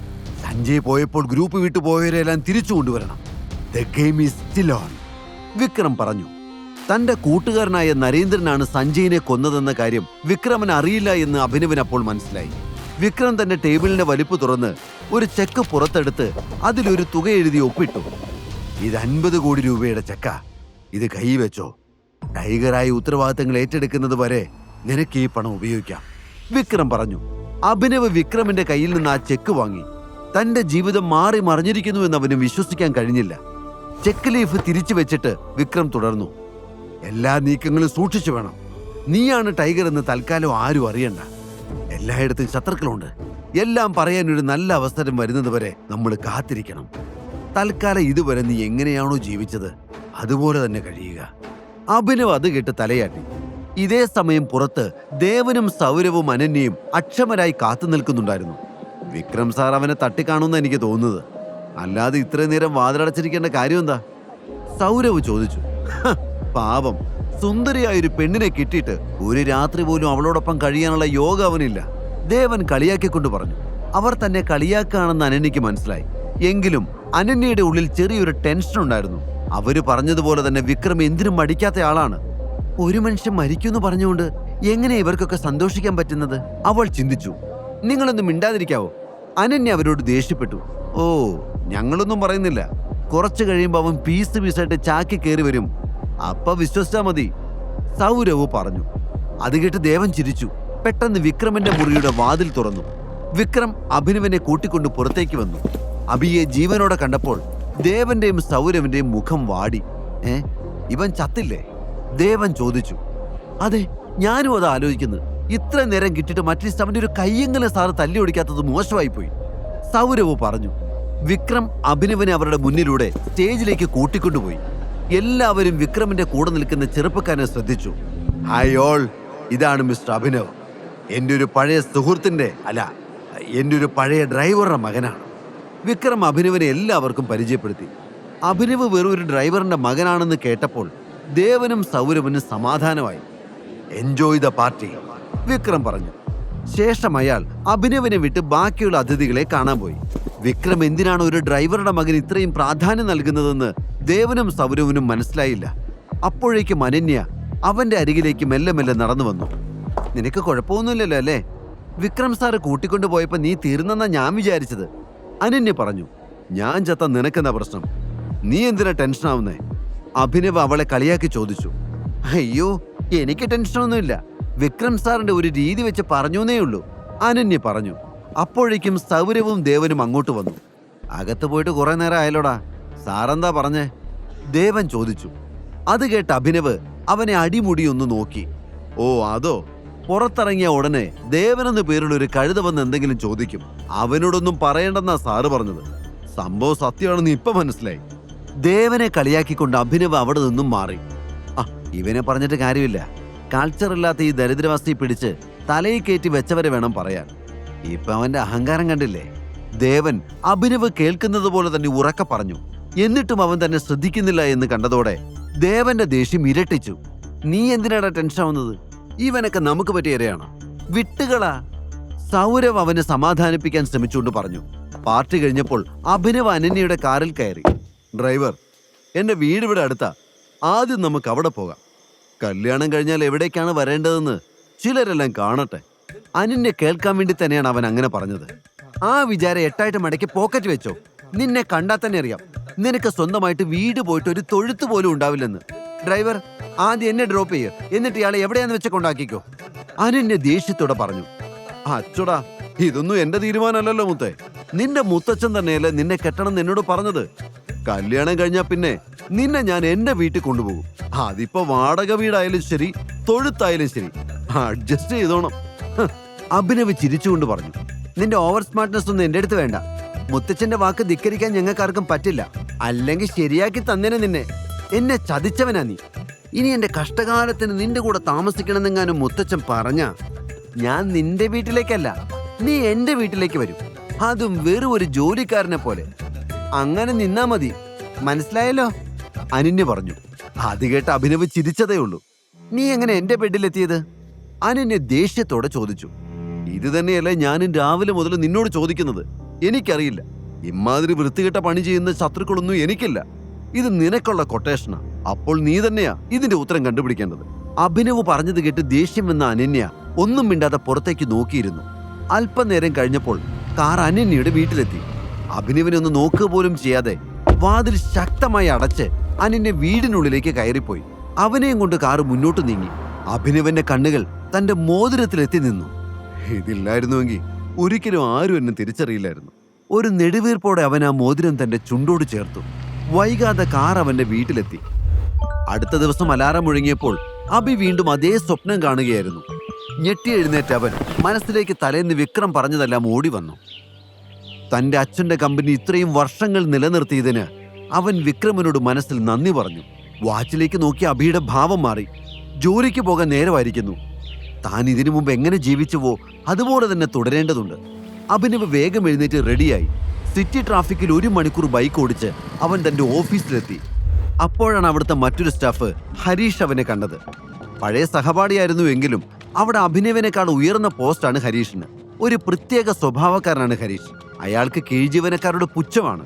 കിട്ടുന്ന അവസരങ്ങൾ ഉപയോഗിച്ച് അവരെ കളിയാക്കാൻ ഹരീഷിന് വലിയ ഇഷ്ടമാണ്. ഹലോ ഡെലിവറി ബോയ്, ഹരീഷ് ഉറക്കെ വിളിച്ചു. അബി കൂട്ടുകാരനാണെന്ന ഭാവമൊന്നും ഹരീഷിനില്ല. തരം കിട്ടുമ്പോഴെല്ലാം അവൻ അബിയെ അപമാനിക്കും. ബോസ് നിന്റെ അകത്ത് കാത്തിരിക്കുന്നുണ്ട്. ഇന്നലെ അവിടെ പോയി കിടക്കരുതണ നീ? നിന്റെ അച്ഛന്റെ കല്യാണമായിരുന്നോ? അവനെ കളിയാക്കിക്കൊണ്ട് ഹരീഷ് ചോദിച്ചു. പക്ഷെ അത് കേട്ടത് അബിയുടെ ചോര തളച്ചു. അവൻ മുഷ്ടി ചുരുട്ടി. തനിക്ക് വരാനാവില്ല എന്ന് അബി ഈ പ്രശ്നങ്ങൾക്കിടയിലും ഹരീഷിനെ വിളിച്ചു പറഞ്ഞിരുന്നു. തന്റെ ലീവ് ഹരീഷ് മനഃപൂർവ്വം റിപ്പോർട്ട് ചെയ്യാത്തതാണെന്നും അവനറിയാം. ഒന്നും മിണ്ടാതെ അബി ബോസിന്റെ ക്യാബിനിലേക്ക് നടന്നു. Good morning sir. ക്യാബിന്റെ ഡോർ പതിയെ തുറന്നുകൊണ്ട് അഭിനവ് പറഞ്ഞു. അത് കേട്ടതും കണക്കുകൾ പരിശോധിക്കുകയായിരുന്ന ബോസ് അവന് ദേഷ്യത്തോടെ നോക്കി. അയാൾ അവനോട് അകത്തേക്ക് വരാൻ ആംഗ്യം കാണിച്ചു. എന്തിനാണാവോ ഇന്ന് സാർ എഴുന്നള്ളിയത്? ബോസ് ചോദിച്ചു. ആ ചോദ്യത്തിന്റെ അർത്ഥം അഭിനവിന് മനസ്സിലായില്ല. എന്താ സാർ? അവൻ ചോദിച്ചു. അല്ല, ഇവിടത്തെ കാര്യങ്ങളെല്ലാം തീരുമാനിക്കുന്നത് സാറാണല്ലോ. അതുകൊണ്ടാണല്ലോ തോന്നിയ പോലെ വരവും പോക്കും. ഇന്നലെ ഇവിടെ എത്ര ഡെലിവറിയാ നീ ഒറ്റ ഒരുത്തം വരാത്തത് കാരണം മുടങ്ങിയെന്നറിയോ? തന്റെ മേശപ്പുറത്ത് ദേഷ്യത്തോടെ ഇടിച്ചുകൊണ്ട് ബോസ് പറഞ്ഞു. പക്ഷെ സാർ, എനിക്ക് മാസത്തിൽ ഒരു ക്യാഷ് ലീവ് ഇല്ലേ? ഞാൻ ഇതിനു മുമ്പ് ലീവൊന്നും എടുത്തിട്ടില്ല. പിന്നെ വരില്ലെന്ന് ഞാൻ ഹരീഷ് സാറിനെ അറിയിച്ചിരുന്നു. ഒരു അത്യാവശ്യം വന്നതുകൊണ്ടാണ് ഞാൻ. അഭിനവ് പറഞ്ഞു. നിനക്ക് ലീവ് തരണോ വേണ്ടയോ എന്നൊക്കെ ഞാൻ തീരുമാനിക്കും. നിന്റെ സ്വന്തം ഇഷ്ടപ്രകാരം ലീവ് എടുക്കാൻ ഇത് നിന്റെ അച്ഛന്റെ കമ്പനിയൊന്നുമല്ല. അച്ഛനെ പറഞ്ഞപ്പോൾ അഭിനവിന് ദേഷ്യം ഇരച്ചു കയറി. അവൻ ബോസിനെ തുറിച്ചു നോക്കി. എന്താണാ നോക്കി പേടിപ്പിക്കുന്നേ? ഗുരുതരമായ വീഴ്ചയാ ഉണ്ടായത്. ഇനി നിന്റെ സേവനം ഇവിടെ വേണ്ട. പകരം ഞാൻ വേറെ ആളെ വെച്ചു. കൂടും കിടക്കൊക്കെ എടുത്ത് സ്ഥലം വിട്ടോ, ബോസ് പറഞ്ഞു. അത് കേട്ട് അഭിനവിന് ഞെട്ടലൊന്നും ഉണ്ടായില്ല. നിസ്സാര കാര്യത്തിന് ആളുകളെ പറഞ്ഞു വിടുന്നത് അവിടെ പുതുമയുള്ള കാര്യമല്ല. എപ്പോൾ വേണമെങ്കിലും തന്റെ ജോലിയും നഷ്ടപ്പെടാമെന്ന് മനസ്സിലാക്കിക്കൊണ്ട് തന്നെയാണ് അഭിനവ് അവിടെ തുടർന്നിരുന്നത്. ശരി സാർ, ഇതുവരെയുള്ള സാലറി തന്ന ഞാൻ പൊയ്ക്കോളാം, അഭിനവ് ഉറച്ച ശബ്ദത്തിൽ പറഞ്ഞു. എന്തോ? എങ്ങനെ? ഇന്നലെ നീ കാരണം കമ്പനിക്കുണ്ടായ നഷ്ടം ഈ മാസത്തിൽ നിന്റെ മുഴുവൻ ശമ്പളം തന്നാലും തീരില്ല. കണക്ക് നോക്കിയാൽ നീ ഇങ്ങോട്ട് തരേണ്ടി വരും പൈസ. എന്റെ ഒരു മര്യാദ വെച്ച് അത് ഞാൻ ചോദിക്കുന്നില്ല. മിണ്ടാതെ സ്ഥലമിടാൻ നോക്ക്, ബോസ് പറഞ്ഞു. സാർ, നിങ്ങൾ എന്തൊക്കെ പറഞ്ഞാലും ചെയ്ത ജോലിക്കുള്ള കൂലി കിട്ടാതെ ഞാൻ പോവില്ല. സാലറി നിങ്ങളുടെ ഔദാര്യമൊന്നുമല്ല, എന്റെ അവകാശമാണ്. അഭിനവിന്റെ ശബ്ദം ഉറച്ചതായിരുന്നു. അത് കേട്ട് ബോസ് പുച്ഛത്തോടെ ചിരിച്ചു. കിട്ടാതെ നീ പോവില്ല അല്ലേ? ശരി, തന്നേക്കാം. അത് പറഞ്ഞ് അയാൾ മേശപ്പുറത്തിരുന്ന് ബെല്ലടിച്ചു. അടുത്ത നിമിഷം മുറിയുടെ വാതിൽ തുറന്ന് 4 ഗുണ്ടകൾ അകത്തേക്ക് വന്നു. ഈ സാറിന് ശമ്പളം വേണോത്രേ, കൊടുത്തു വിട്ടേക്ക്, ബോസ് കണ്ണിറുക്കിക്കൊണ്ട് അവരോട് പറഞ്ഞു. അത് കേട്ടതും അവരിൽ ഒരാൾ അവന്റെ ടീഷർട്ട് പിടിക്കാൻ ആഞ്ഞു. മിന്നൽ പോലെ അബി ആ കൈ തടഞ്ഞു. ഉടൻ തന്നെ 4 പേരും അവനെ ആക്രമിക്കാനായി ചെന്നു. അടുത്ത നിമിഷം അബി മുന്നിലുള്ളയാളുടെ തോളിലൂടെ കൈ ചേർത്ത് അയാളെ വലിച്ചു. അയാൾ ബോസിന്റെ മേശപ്പുറത്തേക്ക് കറങ്ങി വീണു. അവൻ ഉടനെ തന്നെ മറ്റുള്ളവരെ നേരിടാനായി റെഡിയായി നിന്നു. അവന്റെ ചലനങ്ങൾ പരിശീലനം സിദ്ധിച്ച ഒരു കിക്ക് ബോക്സറുടേതിന് സമാനമായിരുന്നു. വൈകാതെ തന്നെ ബോസിന്റെ 4 ഗുണ്ടകളും അഭിനവന്റെ അടി കൊണ്ട് വീണു. മനോഹരമായി ഇന്റീരിയർ ചെയ്തിരുന്ന ആ ക്യാബിൻ നിമിഷം നേരം കൊണ്ട് യുദ്ധക്കളം പോലെയായി മാറി.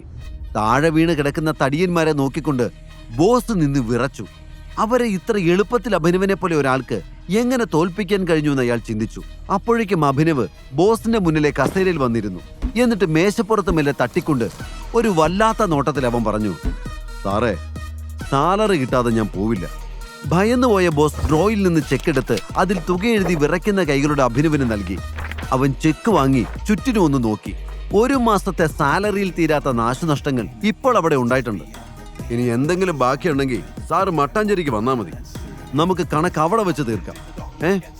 അഭിനവിന്റെ സംസാരം അധികാര സ്വരത്തിലായിരുന്നു.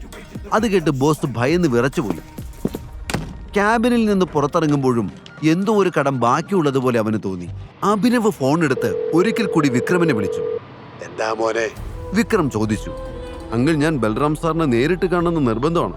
എനിക്ക് ഇത്രയും വലിയ ആളുകളെ ഡീൽ ചെയ്തുള്ള പരിചയമില്ല, അഭിനവ് പറഞ്ഞു. മോനെ, ബൽറാം സാറല്ല, ബൽറാം, അങ്ങനെ വേണം വിളിക്കാൻ. നീ ഇപ്പൊ വെറും അഭിനവല്ല, യു ആർ അവർ ടൈഗർ. നിന്നെ എല്ലാവരും ബഹുമാനിക്കേണ്ടത്. So be brave. നമുക്ക് വൈകുന്നേരം കാണാം. ഇത്രയും പറഞ്ഞ് വിക്രം ഫോൺ കട്ട് ചെയ്തു. വിക്രമന്റെ വാക്കുകൾ കേട്ടപ്പോൾ അഭിനവന്റെ ആത്മവിശ്വാസം വർദ്ധിച്ചു. അവൻ നേരെ തന്റെ വീട്ടിലേക്ക് തിരിച്ചു. വീട്ടിലെത്തിയതും അവനൊരു പിസ്സ ഓർഡർ ചെയ്ത് നേരെ കിടക്കയിലേക്ക് വീണു. ഈ മുറിയിൽ അത്രയും സമാധാനത്തോടെ ഇതിനു മുമ്പ് അവൻ കിടന്നിട്ടില്ലെന്ന് അവന് തോന്നി. ജീവിതം ഇതുവരെ ഒരു ചോദ്യചിഹ്നമായി നിൽക്കുകയായിരുന്നു. ഇതുപോലെ എന്തെങ്കിലും കഴിക്കണമെങ്കിൽ വൈകുന്നേരം വരെ പണിയെടുക്കണമായിരുന്നു. സമാധാനമില്ലാത്ത നാളുകൾ അവസാനിച്ചു എന്ന് അഭിനവ് കരുതി. പക്ഷേ ടൈഗറിനെ തേടി വരാൻ പോകുന്ന അപകടങ്ങൾ എന്തൊക്കെയാണെന്ന് അവൻ അറിയില്ലായിരുന്നു. Sir, delivery.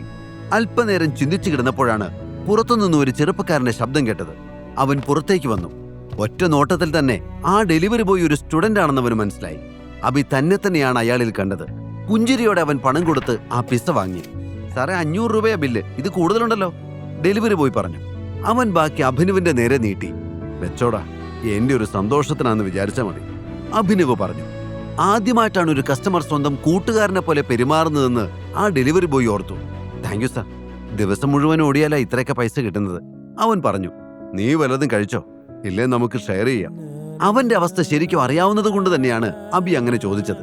വേണ്ട സാർ, എനിക്ക് വേറൊരു ഓർഡർ കൂടിയുണ്ട് എന്ന് നന്ദിപൂർവ്വം പറഞ്ഞ ശേഷം ഡെലിവറി ബോയ് ഇറങ്ങി. അഭിനവ് വൈഷ്ണവിയെ പറ്റി ഓർത്തു.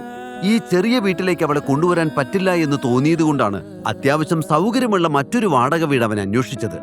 അഡ്വാൻസ് കൊടുക്കാനുള്ള പണം ഉണ്ടാക്കാൻ വേണ്ടി ഒരുപാട് അലഞ്ഞു. എല്ലാ ആഗ്രഹങ്ങളും ഉള്ളിലൊതുക്കി കിട്ടുന്ന ഓരോ രൂപയും ഉറും പരിമണി ശേഖരിക്കുന്നത് പോലെ അവൻ കൂട്ടിവെച്ചു. എന്നിട്ടോ പണം കണ്ടപ്പോ അവൾ വേറൊരുത്തന്റെ പിന്നാലെ പോയി. അഭിനവിന് വല്ലാത്ത വിഷമം തോന്നി. അർഹതയില്ലാത്ത ആർക്കു വേണ്ടിയും ഇനി തന്റെ ജീവിതം വേസ്റ്റ് ആക്കില്ല എന്നവൻ തീരുമാനിച്ചു. വീട്ടിലേക്ക് വരുന്ന വഴിയിൽ വൈകുന്നേരത്തെ മീറ്റിംഗിന് പോകാനായി ഒരു ഗ്രേ കളർ ഷർട്ടും ബ്ലാക്ക് പാന്റും അവൻ വാങ്ങിവെച്ചിരുന്നു. വൈകിട്ട് വിക്രം പറഞ്ഞ സമയത്ത് തന്നെ അവൻ ആ ലൊക്കേഷനിലെത്തി. ഹോട്ടൽ സഫയർ പുറത്തുനിന്ന് കണ്ടതും അഭിനവ് ആകെ അത്ഭുതപ്പെട്ടു. ഇത്രയും വലിയൊരു ഹോട്ടൽ അടുത്തുനിന്ന് കാണാൻ പോലുമുള്ള അർഹത അവൻ ഇതുവരെ ഇല്ലായിരുന്നു. അഭിനവ് ഒരു ദീർഘശ്വാസം എടുത്തുകൊണ്ട് ഹോട്ടലിനുള്ളിലേക്ക് കടന്നു. ഏയ്! അവൻ അകത്തേക്ക് കടന്നതും പുറകിൽ നിന്നൊരു ശബ്ദം കേട്ടു. ഒരു സെക്യൂരിറ്റി ഓഫീസർ അവന്റെ നേരെ ഓടി വരുന്നത് അവൻ കണ്ടു. എങ്ങോട്ടാണോ ഈ തള്ളി കയറി പോകുന്നേ? സെക്യൂരിറ്റി ഓഫീസർ ദേഷ്യത്തോടെ ചോദിച്ചു. ചേട്ടാ, എനിക്കിവിടെ ഒരു മീറ്റിംഗ് ഉണ്ട്, അഭിനവ് മറുപടി പറഞ്ഞു. അത് കേട്ടതും അവനെ അടിമുടിയൊന്ന് നോക്കിയിട്ട് സെക്യൂരിറ്റി ഓഫീസർ ഉറക്കെ ചിരിച്ചു. മീറ്റിംഗോ? നിനക്കോ? ഈ വേഷത്തിലാണോ മീറ്റിംഗ്? മോനെ, തമാശ കളിക്കാതെ പോ, അകത്തേക്കൊന്നും പോകാൻ പറ്റില്ല, അയാൾ പറഞ്ഞു. ഈ വേഷത്തിന് എന്താ ഏട്ടാ പ്രശ്നം? എന്റെ ഗസ്റ്റ് അകത്ത് വെയിറ്റ് ചെയ്യുന്നുണ്ടാവും, നിങ്ങൾ സമയം വെറുതെ കളയല്ലേ, അഭിനവ് പരിഭ്രമത്തോടെ സെക്യൂരിറ്റി ഓഫീസറോട് പറഞ്ഞു.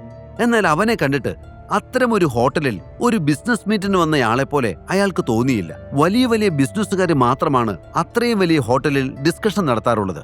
എല്ലാവർക്കും ബ്രാൻഡഡ് സൂട്ടും മറ്റും ഒക്കെ ഉണ്ടാകും. നോക്ക്, നിന്നെപ്പോലുള്ളവരെ എനിക്ക് നന്നായിട്ടറിയാം. ഇതുപോലെയുള്ള സ്ഥലങ്ങളിൽ വലിഞ്ഞു കയറി വന്ന് പ്രശ്നങ്ങൾ ഉണ്ടാക്കലല്ല നിന്റെയൊക്കെ ഹോബി. അതെന്തായാലും ഇവിടെ നടക്കില്ല, മര്യാദയ്ക്ക് പോകാൻ നോക്ക്, സെക്യൂരിറ്റി ഓഫീസർ പറഞ്ഞു. ചേട്ടാ, ഞാനൊന്ന് പറഞ്ഞോട്ടെ, എന്റെ പേര് ഇവിടുത്തെ ഗസ്റ്റ് ലിസ്റ്റ് കാണും, നിങ്ങൾ അതൊന്ന് നോക്ക്. വേഷം നോക്കിയാണോ നിങ്ങൾ ആളെ ഇളക്കുന്നത്? അഭിനവ് ചോദിച്ചു. എടാ കൊച്ചനെ, തോന്നും പോലെ കയറി ഇറങ്ങാൻ ഈ ഹോട്ടലിൽ നിന്റെ അച്ഛന്റെ വകയൊന്നും അല്ല, വെറുതെ അടി മേടിക്കാതെ പോ, സെക്യൂരിറ്റി ഓഫീസർ പറഞ്ഞു. അവിടെ വെച്ചൊരു പ്രശ്നം ഉണ്ടാക്കിയ ആളുകളുടെ ശ്രദ്ധ അവിടേക്ക് തിരിക്കാൻ അബി ആഗ്രഹിച്ചില്ല. അബി ഉടനെ തന്നെ ഫോൺ എടുത്ത് വിക്രമിനെ വിളിച്ചു. ആ മോനെ, നീ എവിടെ എത്തി? വിക്രം ചോദിച്ചു. അങ്കിൾ, ഞാൻ ഈ ഹോട്ടലിന് മുന്നിലുണ്ട്, നമ്മുടെ റൂം നമ്പർ എത്രയെന്ന് പറ, ഞാൻ അങ്ങോട്ട് വരാം, അഭിനവ് പറഞ്ഞു. അത് കേട്ടപ്പോൾ വിക്രം ഒന്ന് ചിരിച്ചു. മോനെ, ഈ ഹോട്ടൽ തന്നെ നമ്മുടെയാ, ഇവിടെ നമുക്ക് ബുക്ക് ചെയ്യേണ്ട ആവശ്യമൊന്നുമില്ല. നീ റിസപ്ഷനിൽ ചെന്ന് ഏതെങ്കിലും ഒരു സ്യൂട്ട് റൂമിന്റെ കീ എടുത്ത് അവിടെ പോയി വെയിറ്റ് ചെയ്യ്, ഞാൻ അങ്ങോട്ട് വന്നോളാം, വിക്രം പറഞ്ഞു. അങ്കിളെ, ചെറിയൊരു പ്രശ്നമുണ്ട്, എനിക്ക് അകത്തേക്ക് ഇതുവരെ കയറാൻ പറ്റിയിട്ടില്ല. ഇവിടുത്തെ സെക്യൂരിറ്റി എന്നെ പോലുള്ളവരെ അകത്ത് കയറ്റില്ലെന്നാ പറയുന്നത്, അഭിനവ് ഒരു അല്പം മടിയോടെ പറഞ്ഞു. ഇത് കേട്ടതും വിക്രമിന്റെ ശബ്ദം കനത്തു. ഏത് സെക്യൂരിറ്റി അങ്ങനെ പറഞ്ഞത്? ഒരു 10 മിനിറ്റ്, ഞാൻ ദാ വരുന്നു, അവന്റെ കാര്യം ഞാൻ നോക്കിക്കോളാം, വിക്രം പറഞ്ഞു. അഭിനവ് ഫോണിൽ സംസാരിക്കുന്നത് ആ സെക്യൂരിറ്റി ഓഫീസർ കേൾക്കുന്നുണ്ടായിരുന്നു. മനഃപൂർവ്വം അവ നടത്തിയൊരു നാടകമാണതെന്നായിരുന്നു അയാൾ വിചാരിച്ചത്. എന്തോ നാടായത്? നീ വേഷം കെട്ടിറക്കുവാണോ? നീ ഫോൺ ചെയ്യുന്നതായിട്ട് അഭിനയിച്ചാ കണ്ട് പേടിച്ച് നിന്നെ ഞാൻ അകത്തേക്ക് വിടുമെന്ന് വിചാരിച്ചോ? നമ്പർ ഇറക്കാൻ നിൽക്കാതെ നീ സ്ഥലം വിട്, സെക്യൂരിറ്റി ഓഫീസർ പറഞ്ഞു. അയാൾ അഭിനവനെ അവിടെ നിന്നും തള്ളി പുറത്തേക്കിറക്കി. അപ്പോഴാണ് അവരുടെ പുറകിൽ നിന്നൊരു ശബ്ദം കേട്ടത്. വൈഷ്ണവി, ദേ നിന്റെ എക്സ് അവിടെ വന്ന് നിൽക്കുന്നു. ശബ്ദം കേട്ട് അഭിനവ് തിരിഞ്ഞു നോക്കി. അത് വൈഷ്ണവിയും ദേവനുമായിരുന്നു. ദേവൻ, പ്ലീസ്, ഞാൻ പറഞ്ഞിട്ടില്ലേ, അവൻ എൻ്റെ എക്സ് ഒന്നുമല്ല. ഇതുപോലെ കാൽക്കാശിന് ഗതിയില്ലാത്തവരെ ബോയ് ഫ്രണ്ട് ആക്കേണ്ട ഗതികേടൊന്നും എനിക്കില്ല, വൈഷ്ണവി ചൊടിച്ചുകൊണ്ട് പറഞ്ഞു. അവൾ പറഞ്ഞത് അഭിനവ് കേട്ടു. അവൻ വൈഷ്ണവിയെ നോക്കി പുച്ഛത്തോടെ ഒന്ന് ചിരിച്ചു. കാൽക്കാശിന് ഗതിയില്ലാത്തവരെ നീ ബോയ് ഫ്രണ്ട് ആക്കില്ല അല്ലേ വൈഷ്ണവി? എന്നാൽ ഈ കാൽക്കാശിന് ഗതിയില്ലാത്തവൻ നിനക്കൊരു ഉപദേശം തരാം. ആളുകളുടെ പോക്കറ്റിനെ കനം നോക്കി സുഹൃത്തിനെയും ബോയ് ഫ്രണ്ടിനെയും തിരഞ്ഞെടുക്കുന്ന നിന്റെ ഈ സ്വഭാവം ഉണ്ടല്ലോ, ഇത് നിന്നെ നിന്റെ നാശത്തിലെത്തിക്കും, ഞാനാ പറയുന്നത്. അഭിനവ് പറയുന്നത് കേട്ട് വൈഷ്ണവ് കൈയടിച്ചുകൊണ്ട് അവനെ നോക്കി കളിയാക്കി ചിരിച്ചു. മാസ് ഡയലോഗ്, ആരും കേൾക്കണ്ട, കേട്ടാ നിന്നെ പിടിച്ച സിനിമയ്ക്ക് സ്ക്രിപ്റ്റ് എഴുതിപ്പിക്കും. അഭിനവ് അത് കേട്ടത് ഒന്നും മിണ്ടാതെ നിന്നു. അല്ല, നീ എന്താ ഇവിടെ? കുടിച്ചു ബോധമില്ലാതെ വഴുതേറ്റ് വന്നതാണോ? ദേവൻ ചോദിച്ചു. വിക്രം സാർ വിളിച്ചിട്ട് വന്നതാ, അഭി പറഞ്ഞു. അത് കേട്ടതും ദേവന്റെ നെറ്റിയൊന്ന് ചുളിഞ്ഞു. ഓ, നീ അങ്ങേരുടെ ഏതോ ഡ്രൈവറുടെ മോനാണല്ലോ. സത്യം പറയടാ, ആ വഴിക്ക് വല്ല ജോലിയും കിട്ടുമെന്ന് അറിയാൻ വേണ്ടി വന്നതല്ലേ? എന്നിട്ട് ചുമ്മാ ഡയലോഗ് അടിക്കുന്നു. വിക്രം സാറ് വിളിച്ചത്രേ. ദേവൻ പറഞ്ഞു, ഇവൻ വന്നപ്പോ തുടങ്ങിയാ സാറേ അഭിനയം. തലയ്ക്ക് സുഖമില്ലാത്ത ചെറുക്കനാണെന്ന് തോന്നുന്നു. എത്ര പറഞ്ഞിട്ട് മനസ്സിലാവുന്നില്ല. സെക്യൂരിറ്റി ഓഫീസർ പറഞ്ഞത് കേട്ട് ദേവനും വൈഷ്ണവിയും ചിരിക്കാൻ തുടങ്ങി. പെട്ടെന്നാണ് അവിടേക്ക് കറുത്ത നിറത്തിലുള്ള ഒരു ലക്ഷറി കാർ വന്ന് നിന്നത്. എല്ലാവരുടെയും ശ്രദ്ധ ഉടൻ അവിടേക്കായി. കാറിൽ നിന്ന് വിക്രം പുറത്തേക്കിറങ്ങി. ഒപ്പം മറ്റൊരാളും. 6 അടി പൊക്കത്തിൽ ആരോഗ്യ ദൃഢഗാത്രനായ ഒരാൾ. ബൽറാം, പ്രശസ്തമായൊരു ടെക്സ്റ്റൈൽസ് കമ്പനി ഓണറും MK ഗ്രൂപ്പിന്റെ ശക്തമായ ഒരു തൂണുമാണ് അയാൾ. ഫോട്ടോയിൽ കാണുന്നതിനേക്കാൾ എടുപ്പ് അയാളെ നേരിട്ട് കാണുമ്പോൾ ഉണ്ടെന്ന് അഭിനവിന് തോന്നി. എന്താ ഇവിടെ ഒരു ബഹളം? വിക്രം അവരുടെ അരികിലേക്ക് വന്ന് സെക്യൂരിറ്റി ഓഫീസറോട് ചോദിച്ചു. ഇതേ സമയം ബൽറാം കാറിനടുത്ത് നിന്ന് ഫോണിൽ സംസാരിക്കുമായിരുന്നു. സോറി സാർ, ഈ നിൽക്കുന്നവൻ എവിടെ പ്രശ്നം ഉണ്ടാക്കുന്നത്? അവന്റെ കോലം കണ്ടില്ലേ? അകത്ത് കയറണമെന്നും പറഞ്ഞായിരുന്നു സാർ ബഹളം. പക്ഷെ ഞാൻ സമ്മതിച്ചില്ല. ഇവൻ ഏതോ ഫ്രോഡാണ് സാറേ, സെക്യൂരിറ്റി ഓഫീസർ പറഞ്ഞു. ഷടാപ്പ്! എന്താണോ താൻ പറഞ്ഞത്? ഇവൻ ഫ്രോഡാണെന്നോ? എന്റെ ഗസ്റ്റിനോട് ഇങ്ങനെ പെരുമാറാൻ തനിക്ക് എങ്ങനെ ധൈര്യം വന്നു? ഇനി തന്നെ ഈ ഹോട്ടലിന്റെ പരിസരത്ത് പോലും കാണരുത്. കിട്ടാനുള്ളത് എന്തൊക്കെയാണെന്ന് വെച്ചാൽ വാങ്ങിച്ചിട്ട് പൊക്കോണേ ഇവിടുന്ന്. വിക്രമിന്റെ ഭാവം മാറ്റം കണ്ട് സെക്യൂരിറ്റി ഓഫീസർ ഭയന്നു. അവിടെ നിന്ന് വൈഷ്ണവിയും ദേവന്റെ അവസ്ഥയും അതുതന്നെയായിരുന്നു. ഇനിയും ഇവിടെ നിന്നാൽ പ്രശ്നമാകുമെന്ന് ഭയന്ന് ദേവൻ വൈഷ്ണവിയും കൊണ്ട് അവിടെ നിന്ന് ഓടി. വൈഷ്ണവിയുടെ കണ്ണുകളിലെ ഭാവം കണ്ട് അഭിനവ് പുച്ഛത്തോടെ ചിരിച്ചു. സോറി ടൈഗർ, ആ ഇഡിയറ്റിന് വേണ്ടി ഞാൻ മാപ്പ് ചോദിക്കുന്നു, വിക്രം പറഞ്ഞു.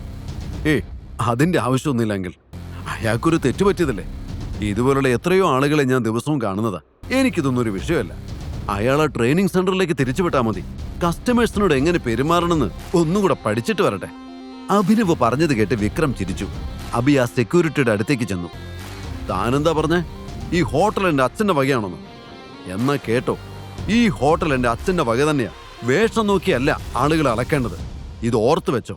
അവൻ പറഞ്ഞത് കേട്ട് അയാൾ ഭയന്നുപോയി. അയാൾക്കപ്പോഴും അവൻ ആരാണെന്ന് മനസ്സിലായില്ല. തന്റെ മുന്നിൽ നിൽക്കുന്ന പയ്യൻ വിക്രം സാറിന്റെ സുഹൃത്തായത് എങ്ങനെയെന്നോർത്ത് അയാൾ അത്ഭുതപ്പെട്ടു. വിക്രം അഭിനവിനെ തന്നോടൊപ്പം അകത്തേക്ക് കൂട്ടി. അവരുടെ പുറകെ ബൽറാമും ഉണ്ടായിരുന്നു.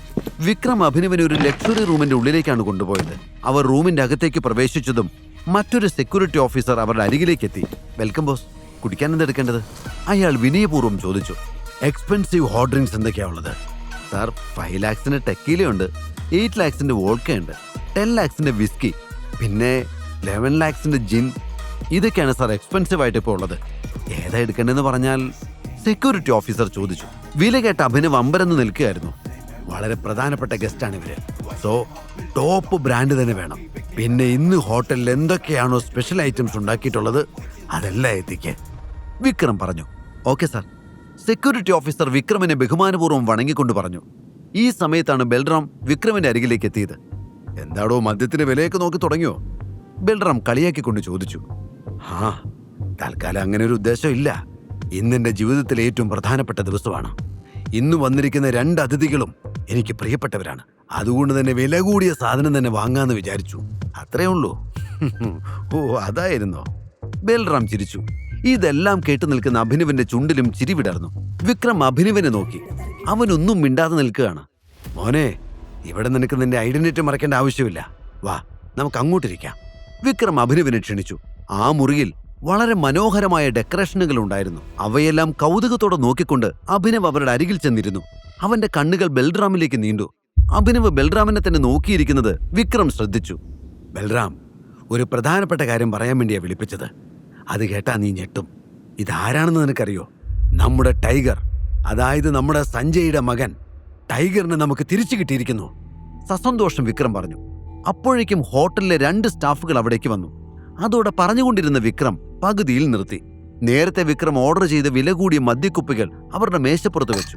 ഇനി എന്തെങ്കിലും വേണോ സാർ? അതിലൊരാൾ വളരെ ബഹുമാനത്തോടെ വിക്രമിനോട് ചോദിച്ചു. No, you may go, Vikram അവരോട് പറഞ്ഞു. അവര് 2 പേരും അവിടെ നിന്ന് പുറത്തേക്ക് പോയി.